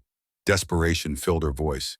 If I do, they'll cut me off completely. I'll have nothing. I can't. So you're choosing the trap, Tom's voice hardened, anger finally breaking through. Emma doesn't deserve a mother who puts her parents' money ahead of her daughter's needs. I know. Kate wiped her eyes with shaking hands. Thank you, Tom, for taking care of her when I couldn't, for being what I should have been. She walked away before Tom could respond, disappearing into the elevator alone. Jennifer reappeared, touching his elbow. Come on, let's get you home to Emma. The drive back happened in a daze. Tom's hands shook on the wheel no matter how hard he gripped. Jennifer's voice came from the passenger seat, going over next steps, Bradford's visit, preparation strategies, but the words bounced off without sticking, meaningless sounds. Tom, are you hearing me? He pulled over on a residential street, parked under an oak tree that dropped acorns on the roof like rain, gripped the steering wheel until his knuckles went white, until his hands hurt. I almost lost her. If Kate hadn't broken down, if she'd stuck to the script Davidson gave her, but she didn't. Jennifer's voice cut through his spiral like a knife. She told the truth. and Morrison heard it. Tom, this is good. This is very good. What if the home study goes bad? What if Bradford looks at my place and sees what Davidson wants her to see: poverty, inadequacy, a father who can't provide? Then we fight harder Thursday. Jennifer twisted in her seat to face him. But Tom, listen to me. You can't control what Bradford sees. You can only be honest. Let her see your life with Emma. That's all you can do. That's all any of us can do. Show up and be honest. Tom forced himself to breathe, to release the steering wheel, to drive the rest of the way home. Emma met him at the door, Martha right behind her. She threw herself into his arms with enough force to make him stumble. Daddy, did you win? Tom held her, breathing in the scent of her shampoo, strawberry, and home. Not yet, baby. The judge wants someone to come visit our house. See how we live. When soon? Maybe tomorrow. Emma pulled back, eyes searching his face with that intensity that always surprised him. Are you sad? A little tired, but happy to be home with you. That night, Tom couldn't eat, couldn't settle. He walked through the apartment, seeing it through a stranger's eyes, through Dr. Bradford's eyes. The worn furniture, the small rooms, the evidence of life lived on the edge of making it always one car repair or medical bill away from disaster. He scrubbed already clean counters, organized closets, picked up toys that weren't out of place, putting them in bins, straightening everything until the apartment looked staged instead of lived in. Emma watched from the couch, concern written on her small face. Daddy, you're cleaning too much. Just want everything nice. She slid off the couch, took his hand, her small fingers warm around his. It's already nice. It's our home. Tom knelt down, pulled her close. You're right. It's perfect, just like this. But the anxiety didn't leave. It coiled in his stomach, in his chest, in every breath. At 9 o'clock, his phone buzzed. Text from a number he didn't recognize. Mr. Brooks, this is Dr. Elizabeth Bradford. I'll be conducting the court-ordered home study. I can visit your residence tomorrow at 2 p.m. Please confirm. Tom stared at the message. Tomorrow, less than 24 hours to prove his life was good enough, that love mattered more than square footage. He typed back with thumbs that felt clumsy. Confirmed, 2 p.m. Another text came through immediately. I look forward to meeting you and Emma. Tom spent Tuesday morning in controlled panic. Left for his HVAC job at 6, couldn't afford to miss more work. Worked a half day fixing a compressor in an office building downtown, came home at noon. Cleaned things that did not need cleaning, straightened things that were already straight. Martha arrived at 1:30 with fresh baked cookies, chocolate chip, the smell filling the apartment. Honey, you need to calm down. You're wound tighter than a spring about to break. I can't mess this up. You won't. Martha set the cookies on the counter, warm from the oven. Just be yourself. Show her your life with Emma. That's all she needs to see. At precisely 2 o'clock, the doorbell rang. Tom's heart hammered hard enough that he felt it in his throat. He opened the door. Dr. Elizabeth Bradford stood in the hallway, professional but warm. Mid-40s, carrying a clipboard and camera bag, Nikon professional grade. She extended her hand grip firm. Mr. Brooks, thank you for having me. Emma had been hiding behind Tom's leg. She peeked out suddenly, shy. Bradford knelt to her, level, movement slow and non-threatening, like approaching a skittish animal. You must be Emma. I'm Dr. Bradford. I just want to talk with you for a little while and see your home. Is that okay? Emma looked up at Tom for permission. He nodded, trying to keep his expression calm, despite the panic screaming through his veins. Bradford rose, taking in the apartment with a sweep that seemed casual, but missed nothing. Tom could see her cataloging everything. The worn couch with the duct tape on one arm, the old television, the kitchen visible from the living room linoleum peeling at the edges where moisture had gotten underneath despite his efforts to fix it. May I look around? Of course. Tom stepped back, letting her move through his life, through everything he'd built for Emma. She paused at the coffee table where Emma's drawings lay scattered. Tom had specifically left them out. Picked one up. 2 stick figures holding hands under a yellow sun that took up half the page. This is beautiful, Emma. Did you draw this? Emma nodded, gaining confidence. That's me and Daddy. We're going to the park. Bradford made a note on her clipboard. Do you go to the park often? Every Saturday. Sometimes after Daddy gets home from work if it's not too late and the sun's still up. The kitchen inspection was thorough. Bradford opened the refrigerator, Tom had stocked it yesterday with fresh groceries, though he bought them every week anyway. Milk and eggs and vegetables, fruit in the crisper, Emma's favorite yogurt. She checked the pantry, cereal boxes and pasta, and canned goods lined up in rows organized by type. Do you cook for Emma every day? Yes, ma'am. Breakfast before school's dinner every night. Weekends we make pancakes together. Does Emma help? She stirs the batter. Tom managed a small smile despite the anxiety. Gets more on herself than in the bowl usually. And in her hair. And somehow on the ceiling, once I still don't know how she managed that. Emma giggled from behind his leg, peeking out at Bradford with slightly less fear. Bradford checked the stove, clean, no grease buildup. Opened the cabinet under the sink, cleaning supplies stored properly, safety lock on the door to keep Emma out. Made notes, face revealing nothing, expression professionally neutral. The bedroom evaluation took longest. Bradford spent 15 minutes in Emma's small room, photographing every detail with that expensive Nikon. The yellow walls, paint slightly uneven where Tom's amateur skills had shown. The handmade bookshelf with books organized by color. The princess comforter from Target, purple with gold crowns. The drawings taped to every available surface, dozens of them, maybe hundreds layers of Emma's art covering the walls like wallpaper. She picked up a worn copy of The Giving Tree, pages soft from repeated readings, spine cracked. Is this Emma's favorite book? One of them. We read together every night before bed. That one makes Daddy cry every time. Bradford smiled slightly, the first crack in her professional mask. It makes me cry too. More notes, more photographs. Bradford examined the drawings taped to walls, and Tom saw her taking in the content. Daddy and me at the park, Daddy teaching me to ride my bike. Our family, which included Tom and Emma and Martha, but notably excluded Kate, her absence glaring. Emma, where's Mommy in your pictures? The question came gentle, but Emma's body tensed against Tom's leg. Mommy's not there, just Daddy and me and Mrs. Martha. Do you miss Mommy? Emma's pause stretched long enough that Tom's heart hammered harder. Then Emma, her voice small but certain. Sometimes. But Mommy went away a long time ago. She left when I needed her. A pause. Daddy never leaves. Bradford absorbed this without reaction, making another note Tom couldn't read from his angle, her handwriting too small. Mr. Brooks, I'd like to speak with Emma privately now. Would you mind waiting in the living room? Every instinct screamed to refuse to protect his daughter from questions that might hurt or confuse or plant doubts. But refusing would look worse than whatever Emma might say. He had to trust his daughter. Had to trust that 2 years of love and presence had built something that couldn't be shaken by one conversation. Tom knelt beside Emma. Baby, is it okay if you talk to Dr. Bradford alone? Daddy will be right outside the door, 10 feet away. Emma's fingers tightened on his shirt fabric, bunching in her small fist. You won't leave, never. I'll be right there. I promise. She released him slowly, watching as he backed out of her room. Bradford closed the door to a crack, not shut completely, but enough for privacy.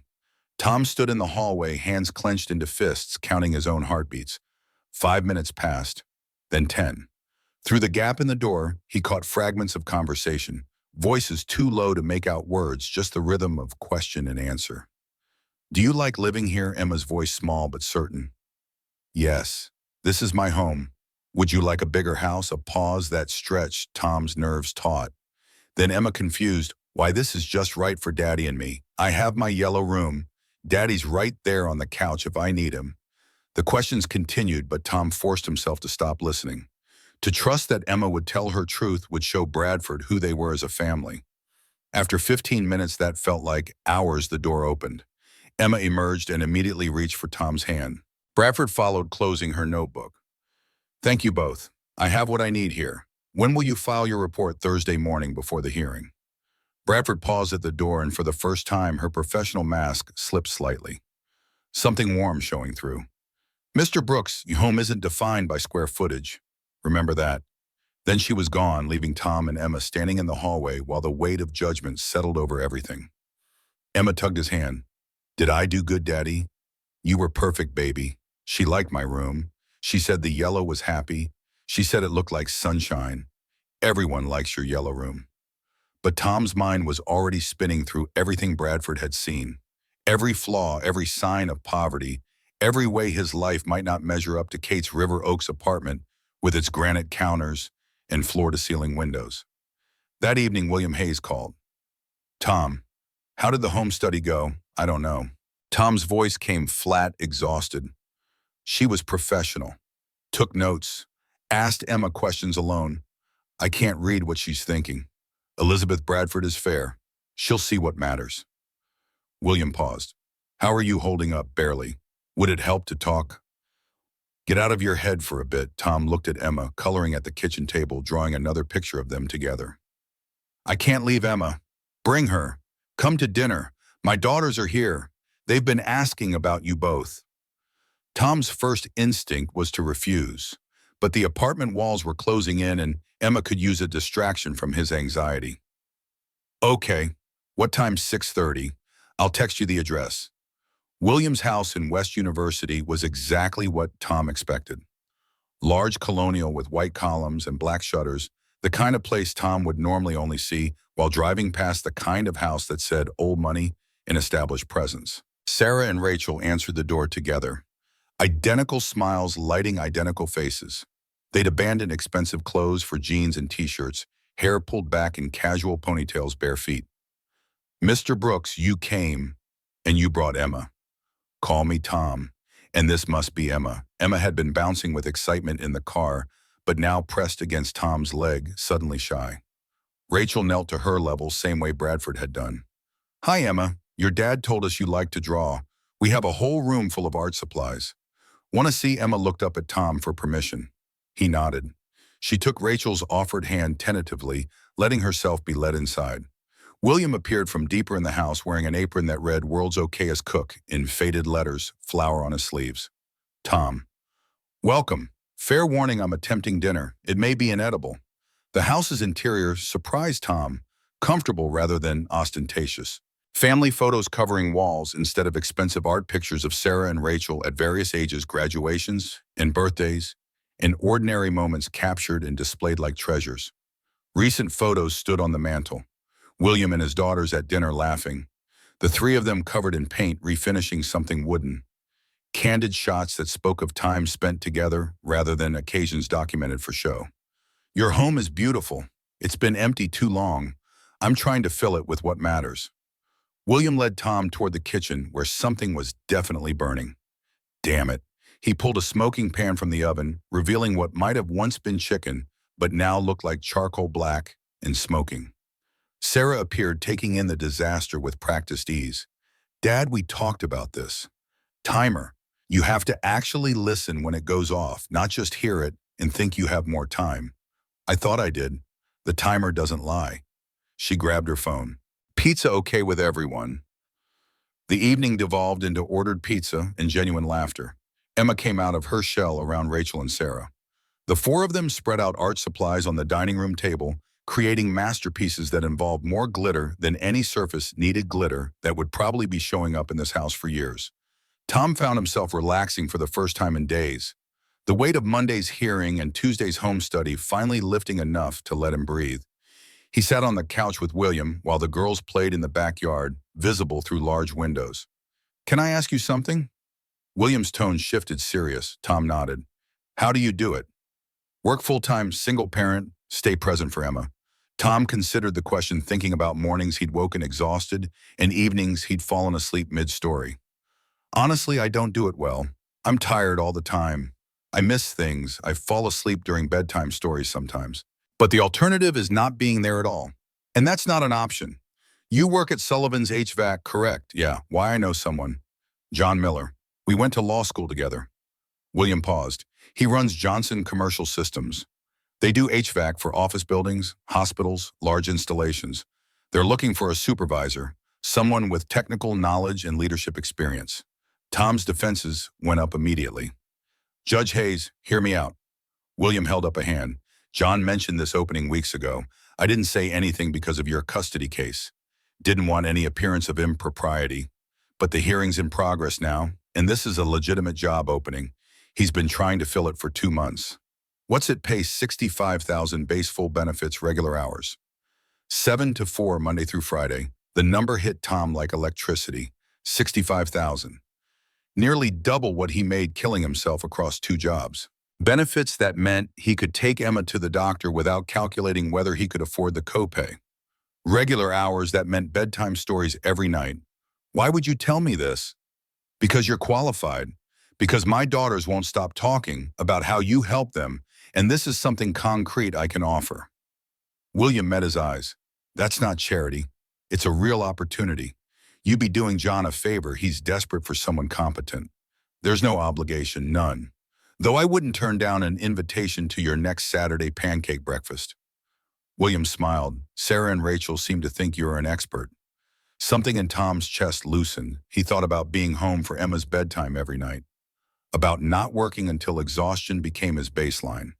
About giving his daughter stability that didn't require sacrificing his own health. Give me John's number.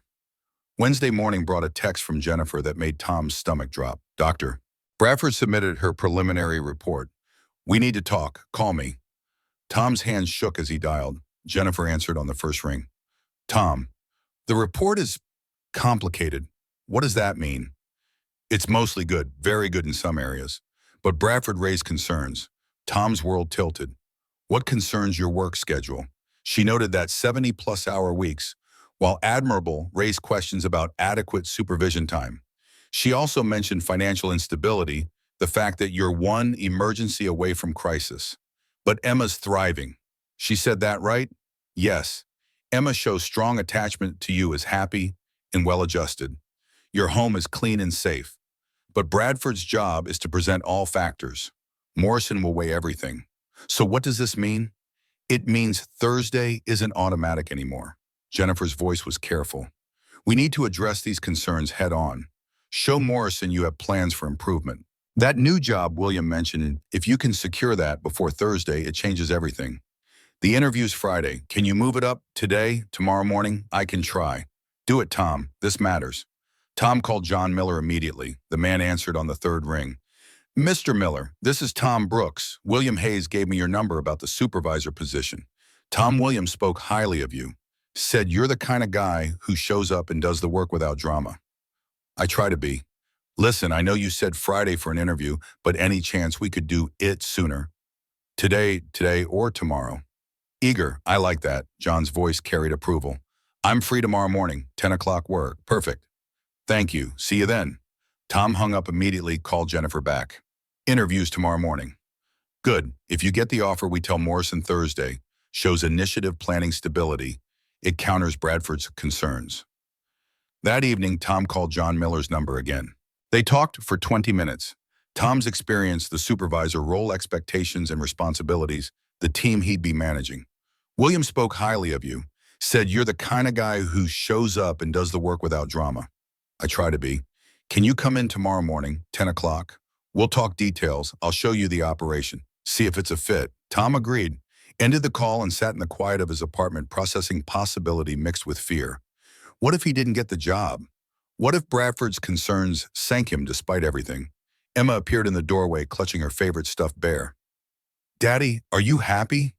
Tom looked at his daughter, 6 years old and perceptive enough to read his emotions better than he could sometimes. Yeah, baby, I'm hopeful. Because tomorrow's almost the day. Tomorrow's the interview. Thursday's the day. Tom opened his arms. Come here. She climbed into his lap, all knees and elbows and trust. I have a good feeling, Daddy. Me too, sweetheart. Me too. But as Emma fell asleep against his chest and Tom carried her to bed, uncertainty crept back in. Bradford's report wasn't as clear-cut as he'd hoped. Morrison would weigh everything, the good and the concerning. Would it be enough? Tom stood in Emma's doorway, watching her sleep, yellow walls glowing softly in the nightlight's glow. Tomorrow, a potential new job. Thursday, the judge would decide if this room, this home, this life they'd built together was good enough. He pulled out his phone, stared at the photo of Emma's drawing. Our family, me and Daddy forever. Text from Jennifer came through at 11. Get rest. Tomorrow's interview matters. Thursday we fight. You've got this. But Tom knew sleep wouldn't come.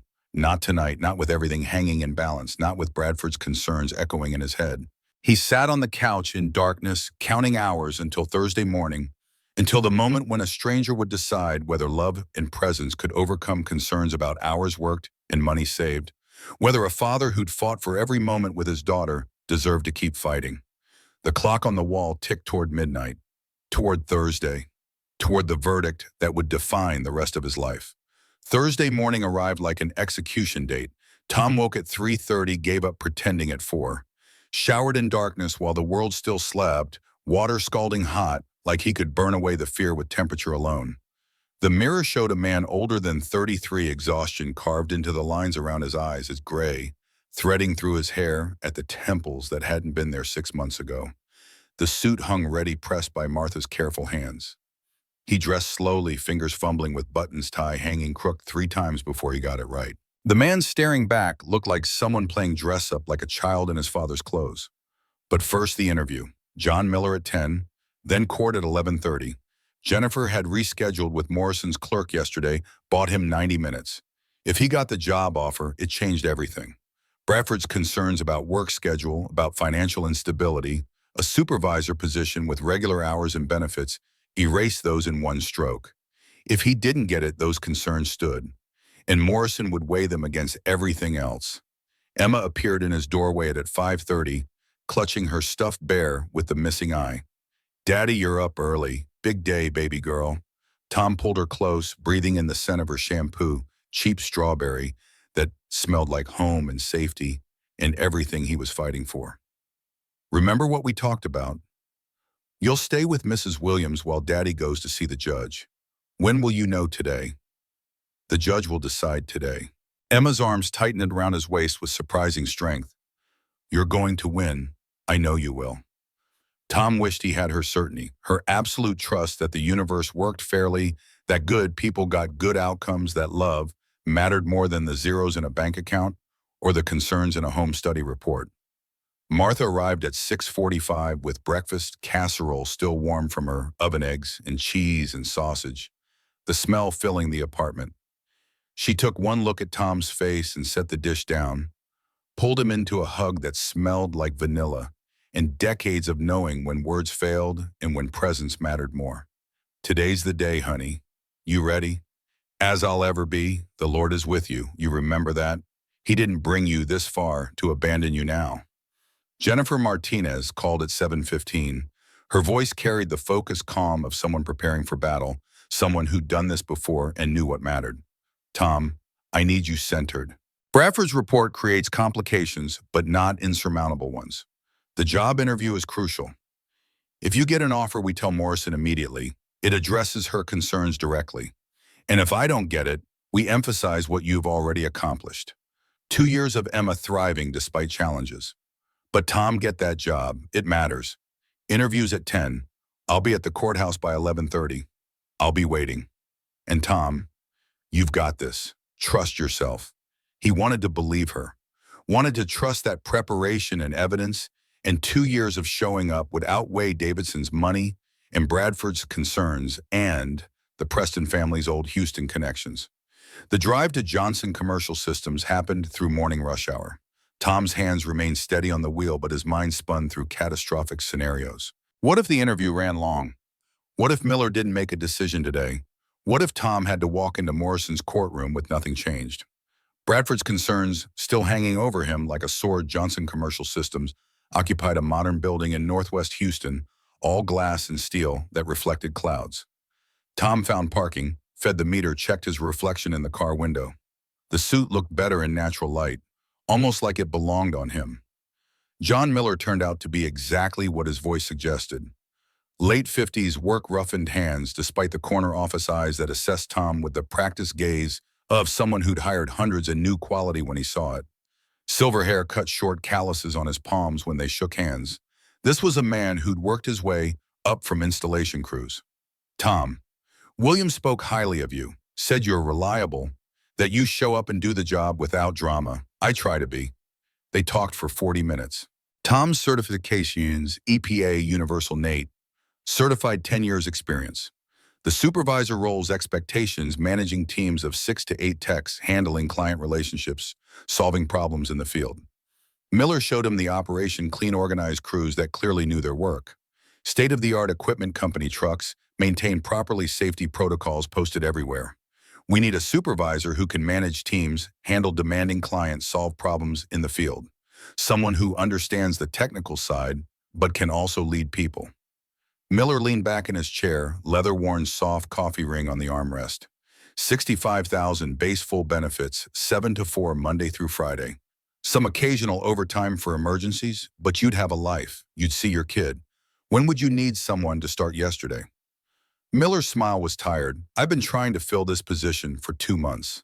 Good supervisors are rare. Most guys who know the technical stuff can't manage people, and most managers don't understand HVAC systems well enough to make real decisions. I need to give my current employers notice. 1 week minimum. Miller studied him for a long moment, then extended his hand. You're hired. 1 week notice is fine. Start week from Monday. Welcome to Johnson Commercial. Tom shook, feeling the ground shift beneath him in the best possible way. Stability, regular hours, benefits, a salary that meant he could breathe, could save, could give Emma opportunities without destroying himself in the process. Thank you. I won't let you down. I know you won't. William's vouching counts for a lot, and I can tell quality when I see it. Miller pulled out paperwork. I'll have HR draw up the formal offer letter today. You'll have it by end of business. Tom checked his watch, 10:47. Perfect timing. He could make the courthouse by 11:30, walk in with a job offer that changed everything. He practically ran to his car, fingers shaking as he called Jennifer. I got it. The job. 65,000 benefits, regular hours. Jennifer's whoop of triumph made him pull the phone away from his ear. Tom, that's huge. That changes everything. Miller will email the offer letter by end of day. Tell him we need it in the next hour. Tell him it's for a custody hearing. Most people understand. Tom called Miller back. The man answered immediately. Tom, Mr. Miller, I know this is unusual, but would it be possible to get that offer letter sooner? Like within the hour, it's for a custody hearing. It would help show the judge I have stable employment. Silence for 3 seconds. Then, give me 30 minutes. I'll have HR rush it. What's your email? Tom rattled it off, hung up, and drove toward the courthouse, with hope burning in his chest for the first time in days. Maybe Jennifer was right. Maybe this changed everything. The courthouse parking garage smelled like motor oil and desperation. Tom found a spot on level 3, checked his phone, 11:18. Email from John Miller had come through at 11:03. Subject line, employment offer letter. Thomas Brooks. He forwarded it to Jennifer immediately, then sat in his car gathering himself. Today a stranger would decide his future, but now he had ammunition he didn't have yesterday. Bradford's concerns about work schedule solved. Financial instability addressed. His phone buzzed. Jennifer, perfect. This is exactly what we needed. See you in 10 minutes. Tom climbed out of his car, smoothed his tie, and walked toward judgment. Jennifer waited outside courtroom 4B sharp in the same navy suit, but somehow looking fresher than Monday, like she'd spent the intervening days getting stronger while Tom had slowly come apart. She assessed him with a glance. You look nervous. Good. Let Morrison see how much this matters. She held up her phone. Miller's offer letter is perfect. Clear position, salary start date. We'll present it after Bradford testifies. Shows initiative planning that you're addressing concerns proactively. The hallway was less crowded than Monday, just a few other cases waiting. Tom saw them immediately, Kate with her parents, but the dynamics had shifted dramatically. Robert Preston's fury from Monday had transformed into cold disappointment, jaw clenched so tight Tom could see muscles jumping. Patricia's face remained carved from ice, but she stood slightly apart from Kate, now distance measured in inches that felt like miles. Kate looked worse than Tuesday. Makeup couldn't hide the shadows that had deepened under her eyes, the weight loss that made her collarbones sharp through her dress. When her eyes found Tom's, something in her expression was resigned, like she'd already accepted defeat. Richard Davidson emerged from the courtroom looking like a general preparing for a battle he knew he'd lose. His sharp confidence had been replaced by professional obligation. He'd do his job because that's what he was paid to do, but the outcome felt inevitable. The bailiff appeared. All parties for Brooks v. Preston, please enter. Tom's heart hammered hard enough that he felt it in his throat as he followed Jennifer inside. The courtroom looked different somehow, smaller than Monday, or maybe his fear had grown larger. Same wood paneling, same fluorescent lights, with one still flickering. Same flags flanking Morrison's empty bench. Jennifer guided him to their table, set out documents with practiced efficiency. Across the aisle, Davidson settled Kate and her parents with movements that lacked his usual predatory grace. All rise. The Honorable Judge Patricia Morrison presiding. Morrison entered and Tom noticed details he'd missed Monday. The reading glasses now perched on her nose instead of hanging from the chain. A different suit, charcoal gray instead of navy. Small changes that marked this as a different day, a day of reckoning. Morrison settled into her seat, opened a file considerably thicker than Monday's. Her eyes moved across pages, absorbing information, filing it away in whatever mental system judges use to weigh human lives. Good morning. We're here to complete Brooks versus Preston custody hearing. I've reviewed Dr. Bradford's home study report. She looked up, gaze sharp as surgical steel. Both counsel have copies. Jennifer and Davidson confirmed simultaneously. Excellent. Dr. Bradford, please take the stand. Elizabeth Bradford entered from the side door, carrying herself with the assurance of someone who'd testified hundreds of times, who knew her work would speak for itself, regardless of lawyer tricks or emotional appeals. The bailiff swore her in. Bradford settled into the witness chair, opened her own folder documents, organized with tabs, everything precise. Dr. Bradford, please summarize your findings for the court.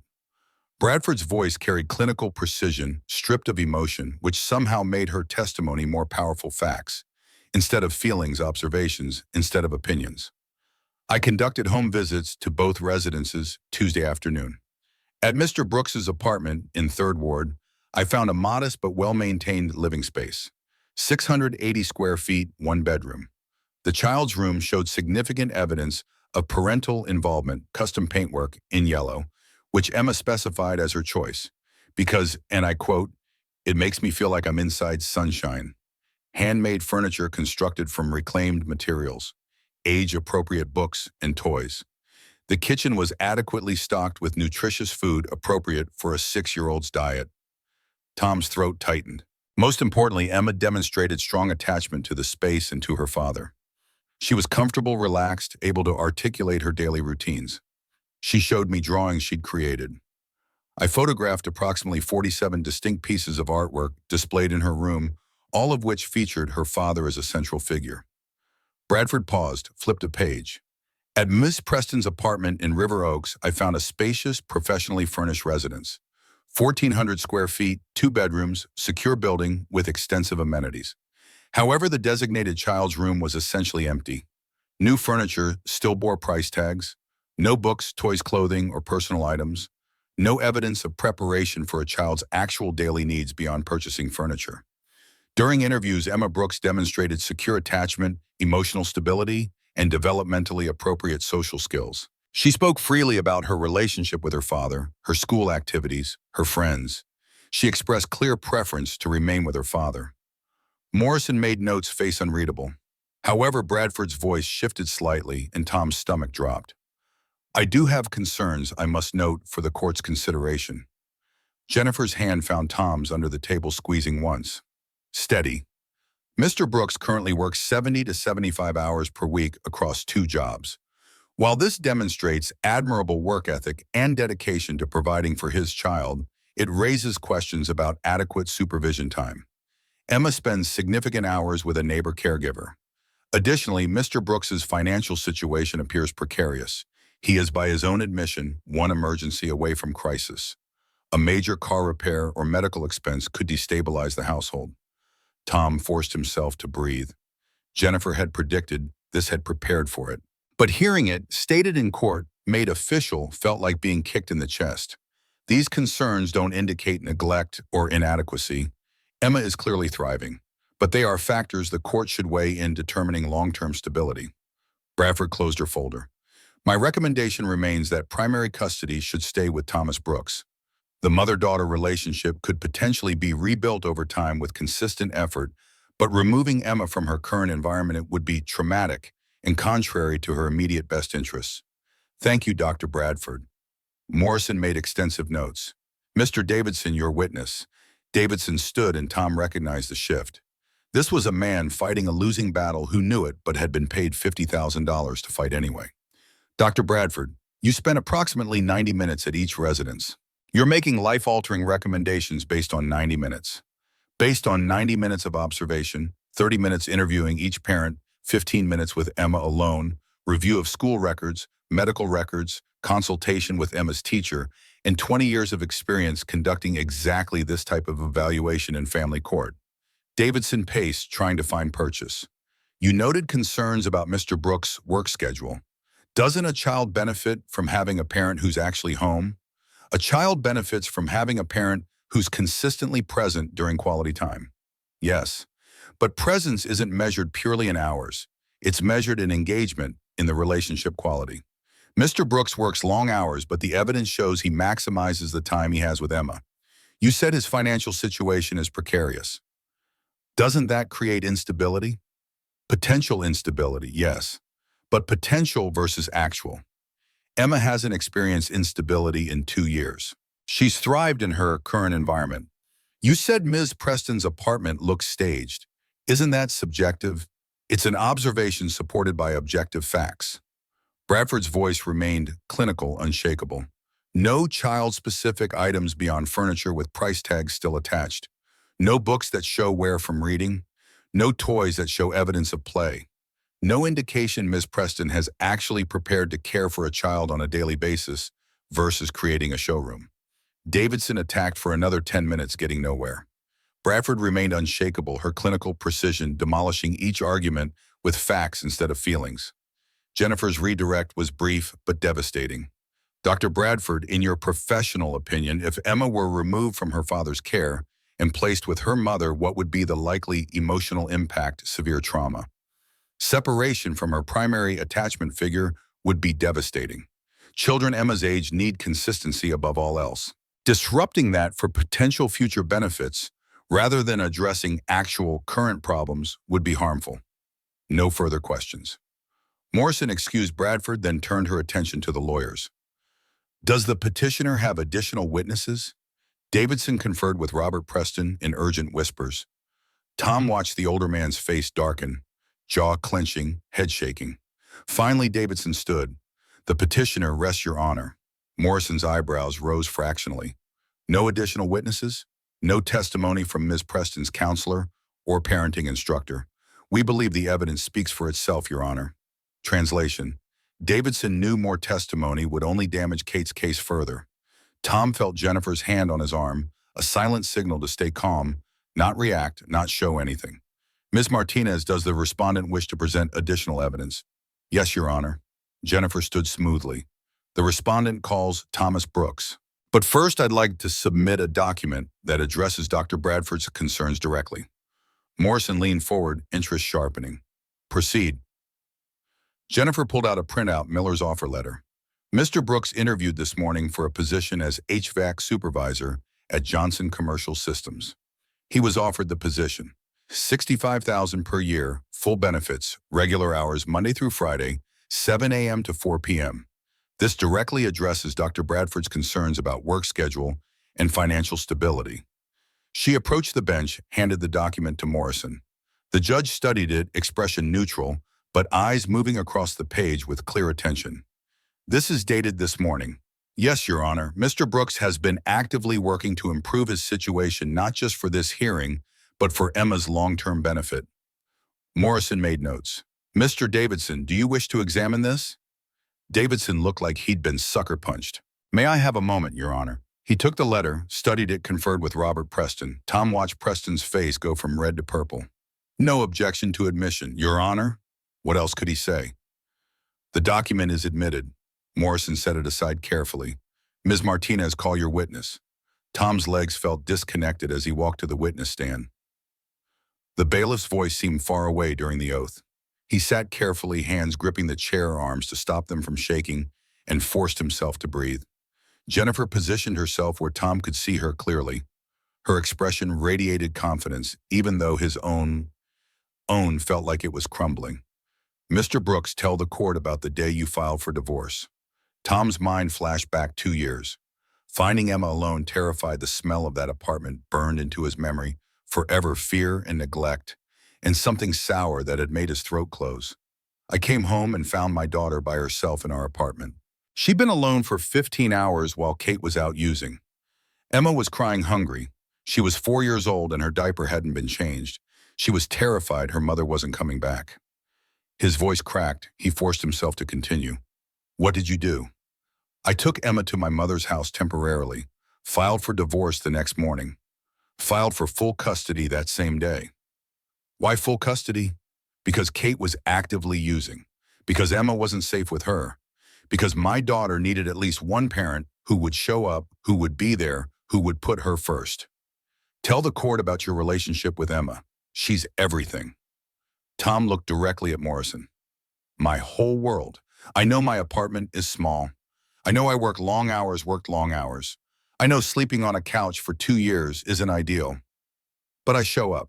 I'm there for bedtime when I can be for breakfast every morning, for parent-teacher conferences, for doctor appointments, for the 1,000 small moments that make up her life. She knows I love her. She knows she's safe. She knows Daddy will always come home. Do you think Kate loves Emma? The question surprised him. Tom paused, considering. I think Kate wants to love Emma, but wanting and doing are different things. Love isn't just a feeling. It's showing up when you're exhausted. It's sacrificing what you want for what your child needs. It's being there even when being there is hard. It's choosing them every single day. Jennifer let that statement resonate. If the court orders supervised visitation, would you cooperate? If it's supervised and Kate maintains sobriety? Yes. Emma deserves a relationship with her mother if her mother can be healthy and present. But Emma's safety comes first. Always. This job offer this morning, why did you pursue it? Because Dr. Bradford was right to be concerned. I was working too much, stretched too thin. I want to be home for dinner every night. I want to read bedtime stories without falling asleep halfway through. I want to give Emma stability that doesn't require me destroying myself in the process. No further questions. Morrison made notes, face unreadable. Tom's relief lasted exactly 3 seconds before Davidson stood. Mr. Brooks, this job offer is convenient timing, isn't it? I've been looking for better work for 6 months. This opportunity came through a connection I made helping someone during the hurricane. A judge's daughters, your current judge's colleague. Judge Hayes isn't on this case. He helped connect me to a legitimate job opening. Davidson paced. You testified you work long hours, 70 to 75 hours per week. Correct, I did, yes. Past tense. So for 2 years, you've been gone from 6 in the morning until midnight. Most days I worked 2 jobs to support Emma. Worked. So Emma C. saw you, what, an hour in the morning? Maybe an hour at night if she's lucky. I make every hour count. And with the new position, I'll be home by 4:30 every day. But for 2 years, Emma's primary caregiver has been Mrs. Williams, not you. Mrs. Williams helps when I'm working. That's what parents do. They create support systems. They make sure their children are cared for. Davidson changed tactics. Your apartment, 680 square feet, 1 bedroom. You sleep on a couch. Isn't that inadequate? Tom's jaw clenched. That's not inadequate. That's sacrifice. That's what parents do. They put their children's needs first. Emma has her own room. Yellow walls she picked out herself. Bookshelf I built with my own hands. Space that's hers. Miss Preston can offer Emma a proper bedroom in a proper home with proper resources. Why not admit that's objectively better? Because it's not. Tom's voice rose despite his efforts to stay calm. Emma doesn't need a bigger apartment. She needs stability. She needs consistency. She needs a parent who chooses her every single day, not when it's convenient or when their parents demand it. She needs someone who shows up. So you're saying money doesn't matter? The question hung in the air, trap-like. Tom took a breath, met Davidson's eyes directly. I'm saying love matters more. I'm saying showing up matters more. I'm saying that Emma has thrived in our small apartment with secondhand furniture and handmade bookshelves because she knows she's loved, because she knows I'm there, because she knows our home is built on something money can't buy. Davidson opened his mouth, closed it. Tom had said exactly what he'd wanted to say, and somehow that had disarmed whatever attack Davidson had prepared. No further questions. Tom returned to his seat on shaking legs. Jennifer squeezed his hand under the table. That was perfect. You were perfect. Morrison studied Tom for a long moment, then turned her attention to the lawyers. Closing arguments. Davidson. Davidson stood, and Tom saw a man going through motions he knew were futile but was professionally obligated to complete. Your Honor, Miss Preston has made mistakes. She's acknowledged them publicly and honestly. But she's done the hard work of recovery. She has resources, family support, the ability to provide Emma with opportunities. Mr. Brooks, despite his admirable efforts, simply cannot offer or couldn't until today's convenient job offer. We ask the court to consider not just the present, but the future. What will serve Emma best as she grows, as her needs expand, as opportunities arise? We believe that answer is her mother, supported by family who can provide comprehensive stability and resources. He sat. The argument lacked conviction, and everyone in the courtroom could hear it. Words said because they had to be said, not because anyone believed them. Ms. Martinez Jennifer stood, and her voice carried the weight of lived experience, not legal theory. Your Honor, this case asks a simple question. What is in Emma Brooks's best interest? And the evidence provides a clear answer: her father. For 2 years, Thomas Brooks has been Emma's only consistent parent. He worked long hours because he had to, not because he wanted to be absent. And despite those hours, he has never failed to show up when it matters. Never missed a parent-teacher conference. Never missed a school event. Never missed being Emma's father in every way that actually counts. Dr. Bradford's report is clear. Emma is thriving, happy, secure, well-adjusted. Those outcomes don't happen by accident. They happen because a parent does the daily work of parenting, the bedtime stories and the Saturday pancakes and the 1,000 small moments that add up to love over time. Jennifer moved closer to the bench. Ms. Preston has been absent. Even when given opportunities for supervised visits, she failed to appear more than she succeeded. She couldn't name basic facts about her daughter's life because she hasn't been part of that life. Your Honor, Mr. Davison wants this court to believe that money equals love, that square footage equals stability, that resources equal parenting. But Emma's drawings tell a different story. 47 pieces of artwork displayed in her room. Every single one includes her father. Not one includes her mother. That's not because Mr. Brooks has poisoned her against Ms. Preston. It's because Emma draws what she knows. And what she knows is a father who loves her enough to sleep on a couch for 2 years so she can have her own room.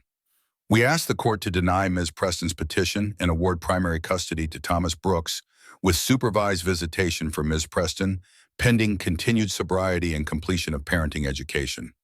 The courtroom fell silent. Morrison closed her folder, removed her reading glasses, looked first at Kate, then at Tom. I've reviewed all evidence, presented Dr. Bradford's comprehensive report testimony from both parents, and considered the best interests of the child. She paused, and Tom's heart hammered so hard he thought everyone could hear it, thought it might break through his ribs. This case presents questions I see repeatedly in this court. Does financial stability matter more than emotional attachment? Do resources outweigh relationship? Can money substitute for presence? Can a new job offer change 2 years of documented absence? The law is clear. The court must consider the best interest of the child above all other factors. Not the parent's preferences, not family expectations, not financial capabilities in isolation, but what actually serves the child's well-being, both now and in the foreseeable future. Morrison looked directly at Tom. Mr. Brooks, you sleep on a couch so your daughter can have her own room. You worked 70 hours a week to provide for her. You've never missed a parent-teacher conference. You've built a life for Emma on sacrifice and consistency and love.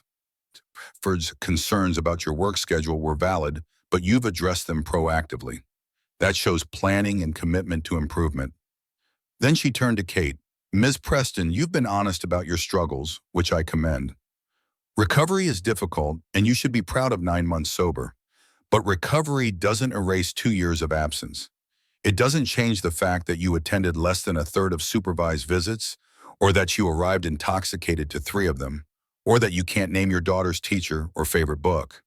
More concerning is the testimony that this custody filing was initiated by your parents through financial coercion, rather than your own genuine belief in your readiness for parenting. Tom couldn't breathe. The room had no air left, all oxygen consumed by fear and hope burning in equal measure. Dr. Bradford's report is thorough and compelling. Emma is thriving with her father. The child shows secure attachment, emotional stability, and academic success. She explicitly expressed preference to remain with Mr. Brooks. Removing her from that environment would cause trauma that outweighs any potential future benefits Ms. Preston might offer. Morrison paused, and in that silence, Tom's entire future hung suspended. Emma's future, everything they'd built together, 2 years of love, measured against money and square footage, and the machinery of family law. This court finds that the best interest of Emma Brooks is to remain in the primary physical and legal custody of her father, Thomas Brooks. The words hit Tom like lightning. His vision blurred. Jennifer's hand gripped his arm so hard it hurt, but he barely felt it through the rushing sound in his ears. Catherine Preston is granted supervised visitation rights 2 hours per week, supervised by a court-appointed monitor. Visitation is contingent on continued sobriety verification through monthly drug testing and completion of a 16-week parenting program through Family Services of Houston. After 6 months of consistent compliance, we will revisit visitation terms with possibility of unsupervised visits if Ms. Preston maintains sobriety and demonstrates genuine engagement with parenting education. But that's contingent on consistent compliance. One failure resets the clock. Morrison's gavel fell with a sound that seemed to shake the universe. This hearing is adjourned. Clerk will prepare the order. Tom couldn't move, couldn't process. Jennifer was saying something. Martha was crying from the gallery where she'd been sitting unnoticed.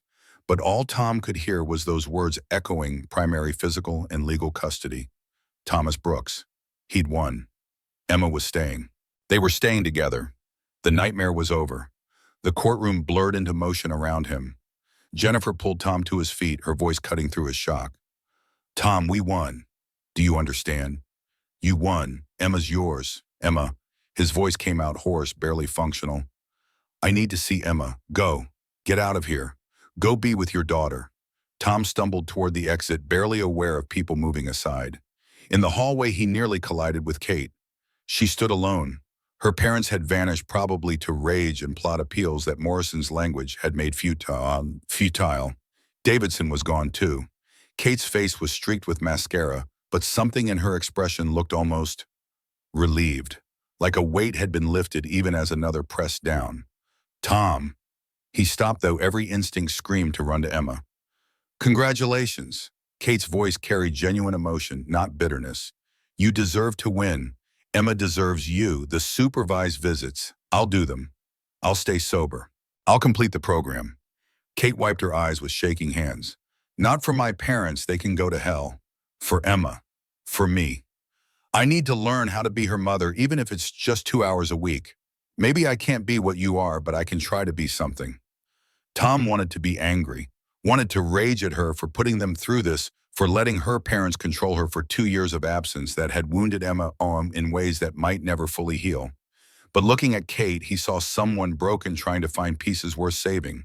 Someone who'd finally chosen honesty over comfortable lies. Emma needs consistency. If you're going to be in her life, you have to show up every time. You can't disappoint her again. I won't let you hurt her again. I know, Kate's voice cracked. Thank you, Tom, for everything, for being what I couldn't be, for protecting her from me when I couldn't protect her from myself. She walked away before he could respond, disappearing into the elevator alone. No parents, no lawyer, just Kate and whatever future she'd build from the ashes of this defeat. William Hayes appeared from somewhere, Sarah and Rachel flanking him. All three were smiling. Tom, congratulations.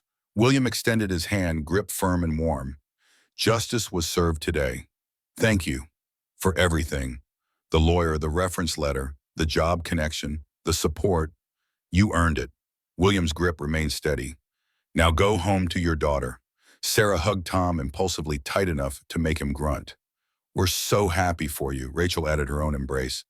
Emma is so lucky to have you. Tom made it to his car on autopilot, hands shaking too badly to get the key in the ignition on the first try.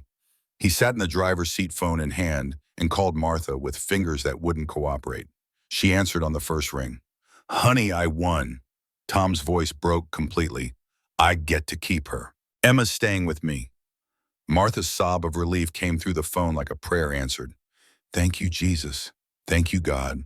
Tom, get home. Your daughter's been pacing like a caged animal waiting to hear. The drive home took forever and no time at all. Tom burst through the apartment door to find Emma standing in the middle of the living room, Martha behind her with tears streaming down her face. Daddy, Emma ran, and Tom caught her, lifting her up, holding her so tightly she squeaked, but didn't complain. just wrapped her arms around his neck and buried her face in his shoulder. "We won, baby girl. You're staying with me. Forever." Emma pulled back to look at his face, her own eyes wide. "Really?" The judge said yes. The judge said yes. Tom's vision blurred completely. "You're mine. We're a team. Nothing's going to change that. Nothing ever will." Emma threw her arms around his neck again, squeezed tight enough to hurt. "I knew it. I knew you'd win because you're the best daddy in the whole world." Tom sank to the couch, Emma in his lap, and let himself cry. 2 years of fear, 3 months of legal warfare, 1 week of waiting for judgment, all of it releasing in great shaking sobs while his daughter held him and whispered that everything was okay. "Daddy, everything's okay now." Martha knelt beside them, one hand on Tom's shoulder. "The Lord is faithful, honey. He is so faithful." The rest of Thursday passed in a haze of relief. Tom called Jennifer to thank her again and was told the final paperwork would be filed within a week. Called William to express gratitude that felt inadequate for what he'd done. Ordered pizza because cooking was beyond him. Sat with Emma watching cartoons, just being together in their small apartment that suddenly felt perfect. That evening, Tom gave notice at both jobs. Eddie Sullivan clapped him on the back, told him he deserved better. Threw an impromptu celebration where coworkers he'd known for years wished him well. The diner threw a smaller goodbye, waitresses hugging him, regulars leaving extra-large tips as farewell gifts. Friday morning, Tom drove to Johnson Commercial Systems for orientation. Met the teams he'd supervised, learned the systems, started building the life he'd promised Emma. Stable prison home for dinner. The following Saturday, William invited them to dinner. Tom arrived at 6 with Emma in her favorite yellow dress, the one she'd picked out herself from the thrift store, now slightly too short because she was growing so fast. William's house felt different this time. Warmer, more lived in. The kitchen showed evidence of actual cooking attempts. William had clearly been practicing, though the house still smelled faintly of burned something underneath the garlic and tomatoes. Sarah and Rachel descended on Emma, immediately whisking her to the backyard where they'd set up an elaborate art station. Tom watched through the window as his daughter laughed with the twins, completely at ease, creating masterpieces with more colors than any project needed. William handed Tom a beer, local craft IPA, cold from the fridge. They sat on the patio watching the girls play through large windows. "How's it feel?" Tom considered the question, taking a long pull from the beer. "Like I can breathe for the first time in 3 months. Maybe 2 years. You earned it." William sipped his own beer, expression contemplative. "Tom, I want to tell you something. Meeting you, hearing my daughters talk about what you did for them, what you are for Emma, it changed me. How I've spent 20 years chasing prestige, building a career, making a name, telling myself that success meant achievement." William's voice carried weight. Tom recognized the sound of someone confronting hard truths. "But my daughters were right. I wasn't there. I was providing, but I wasn't present. I was giving them everything except what they actually needed. You're here now because you showed me what being present looks like." William met Tom's eyes. A man who sleeps on a couch so his daughter can have a room, who works himself to exhaustion but never misses a parent-teacher conference, who fights the entire legal system to stay in his child's life. That's not just providing, that's being a father. Tom felt his throat tighten. "I just did what had to be done. That's exactly what makes it remarkable." William paused. "You didn't do it for recognition or praise. You did it because Emma needed you. That's what real parenting looks like." They watched Emma through the window, her face bright with joy, as she showed Sarah and Rachel her latest creation. Animated hands describing whatever story went with the glitter-covered masterpiece. "She's happy," William observed. "You can see it in everything she does. That's all I ever wanted, for her to be happy and safe and know she's loved. That's what every child deserves." William raised his beer slightly. To being present, Tom clinked his bottle against William's. To showing up. 3 months later, Tom stood in his new apartment, 2 bedrooms in a better neighborhood near good schools, not fancy, but safe and clean. Room for Emma to have friends over, for Tom to have his own space instead of the couch. The move had been possible because of the new job, because of regular paychecks and benefits and stability that didn't require destroying himself. Emma raced through the empty rooms, voice echoing off bare walls. "Daddy, can we paint my room yellow again?" "Absolutely." Tom knelt to her level. "We'll paint it this weekend, just like the old room but bigger. Will you make me another bookshelf? I'll make you the best bookshelf ever. Maybe two if you want. Emma threw her arms around him. I love our new home. Me too, baby. Tom pulled back to look at her face.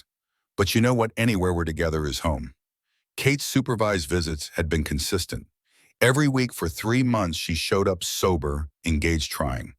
The court-appointed monitor reported progress. Kate asked questions about Emma's life, remembered details from previous visits, brought age-appropriate activities instead of expensive toys meant to buy affection. Emma was warming to her slowly. The relationship remained fragile, built on tentative hope instead of trust. But it was something. Maybe it would grow into more. Maybe Kate would earn her way back into Emma's life properly. Or maybe not. But Tom had made peace with either outcome. His job was to support Emma, to help her process whatever relationship she had or didn't have with her mother, to be there regardless of what Kate did or didn't do. That's what fathers did. They showed up. On a warm April evening, Tom hosted dinner at the new apartment. William and his daughters, Jennifer Martinez, and her son, Martha Williams, who'd become family in every way that mattered beyond blood. They crowded around Tom's new dining table, IKEA, but sturdy, big enough for 8, eating takeout Thai food because Tom's cooking skills remained limited to breakfast. Sharing stories and laughter and the comfortable ease of people who'd fought together and won. Emma sat between Sarah and Rachel, animated and confident, describing her second-grade class with elaborate hand gestures that knocked over a water glass nobody minded cleaning up. Jennifer caught Tom's eye across the table, raised her water glass slightly. Look at you. New job, new apartment, daughter, thriving. I'm proud of you. Couldn't have done it without you. You did the hard part. Jennifer's son tugged her sleeve for attention, and she turned to him with the patient expression of mothers everywhere. But the smile she left Tom with carried warmth beyond professional satisfaction. William stood to make a toast, beer raised. To Tom Brooks, who reminded this old judge what actually matters. Who showed us that love isn't measured in square footage or bank accounts, but in showing up when it matters. Who proved that being present is the greatest gift a parent can give. Glasses raised around the table, beer and wine and juice for the kids. Tom felt his vision blur, overwhelmed by how much had changed in 6 months. From sleeping on a couch in a cramped apartment, terrified of losing Emma, working himself to death just to survive, to this, stability, community, a home built on something solid that wouldn't crumble at the first sign of trouble. Emma climbed into his lap after dinner, sticky from ice cream. Sarah had brought fancy gelato from that expensive place on Westheimer. Daddy, are you happy? Tom looked around the table. At William and his daughters, rebuilding their relationship one dinner at a time. At Jennifer and her son, who'd found their own stability after fighting for it. At Martha, who'd been there through everything, whose faith had never wavered. At Emma, his daughter, his whole world safe and secure in his. Yeah, baby, I'm really happy. Good. Emma nestled against his chest, warm and solid and real. Me too. That night, after everyone left and Emma slept in her new room, not yet painted yellow, but soon Tom stood on his small balcony, looking at Houston's skyline. Somewhere in this city, Kate was working through her own recovery, learning to be someone Emma might trust someday. Somewhere, Robert and Patricia Preston were probably still bitter, still convinced money should have won. But here in this moment, Tom had everything that mattered. A daughter who knew she was loved, a job that let him be present, a community of people who'd shown up when he needed them most. His phone buzzed. Text from Kate. She'd been texting occasionally, brief updates, nothing demanding. Tom, thank you for letting me see Emma, for not poisoning her against me, for giving me a chance to try. I don't know if I'll ever be the mother she deserves, but I'm learning. Your kindness means more than you know. Tom stared at the message for a long time, then typed a response. Keep showing up. That's all any of us can do. Keep showing up. He pocketed his phone, looked back toward Emma's room where she slept peacefully. Tomorrow would bring another Saturday morning, another pancake breakfast, another day of being Emma's father. Not perfect, but present. Not rich, but there. Some people measured success in bank accounts, in square footage, in prestigious titles. Tom had learned to measure it differently. In Saturday mornings and bedtime stories and parent-teacher conferences. In yellow walls and handmade bookshelves. In a 6-year-old girl who drew pictures of them together and wrote "Our Family" across the top. Love didn't come in zeros and bank statements. It came in showing up, day after day, moment after moment, being there when it mattered. Tom Brooks had learned that lesson the hard way, had fought for it, bled for it, nearly lost everything defending it. But standing on his balcony, knowing his daughter slept safe in the next room, knowing he'd be there when she woke, knowing their life together was secure and solid, and his Tom understood something profound. Some battles were worth fighting. Some things were worth sacrificing everything for. And the love between a parent and child built on presence instead of resources, on showing up instead of showing off, was the most valuable thing in the world. No judge's ruling could change that. No amount of money could buy it. No lawyer's argument could diminish it. Emma was his daughter. He was her father. That was enough. That had always been enough. That would always be enough. The city lights glittered below. Another Saturday morning waited another chance to be present, to show up, to prove that the most important thing a parent could give a child wasn't money or possessions or opportunities.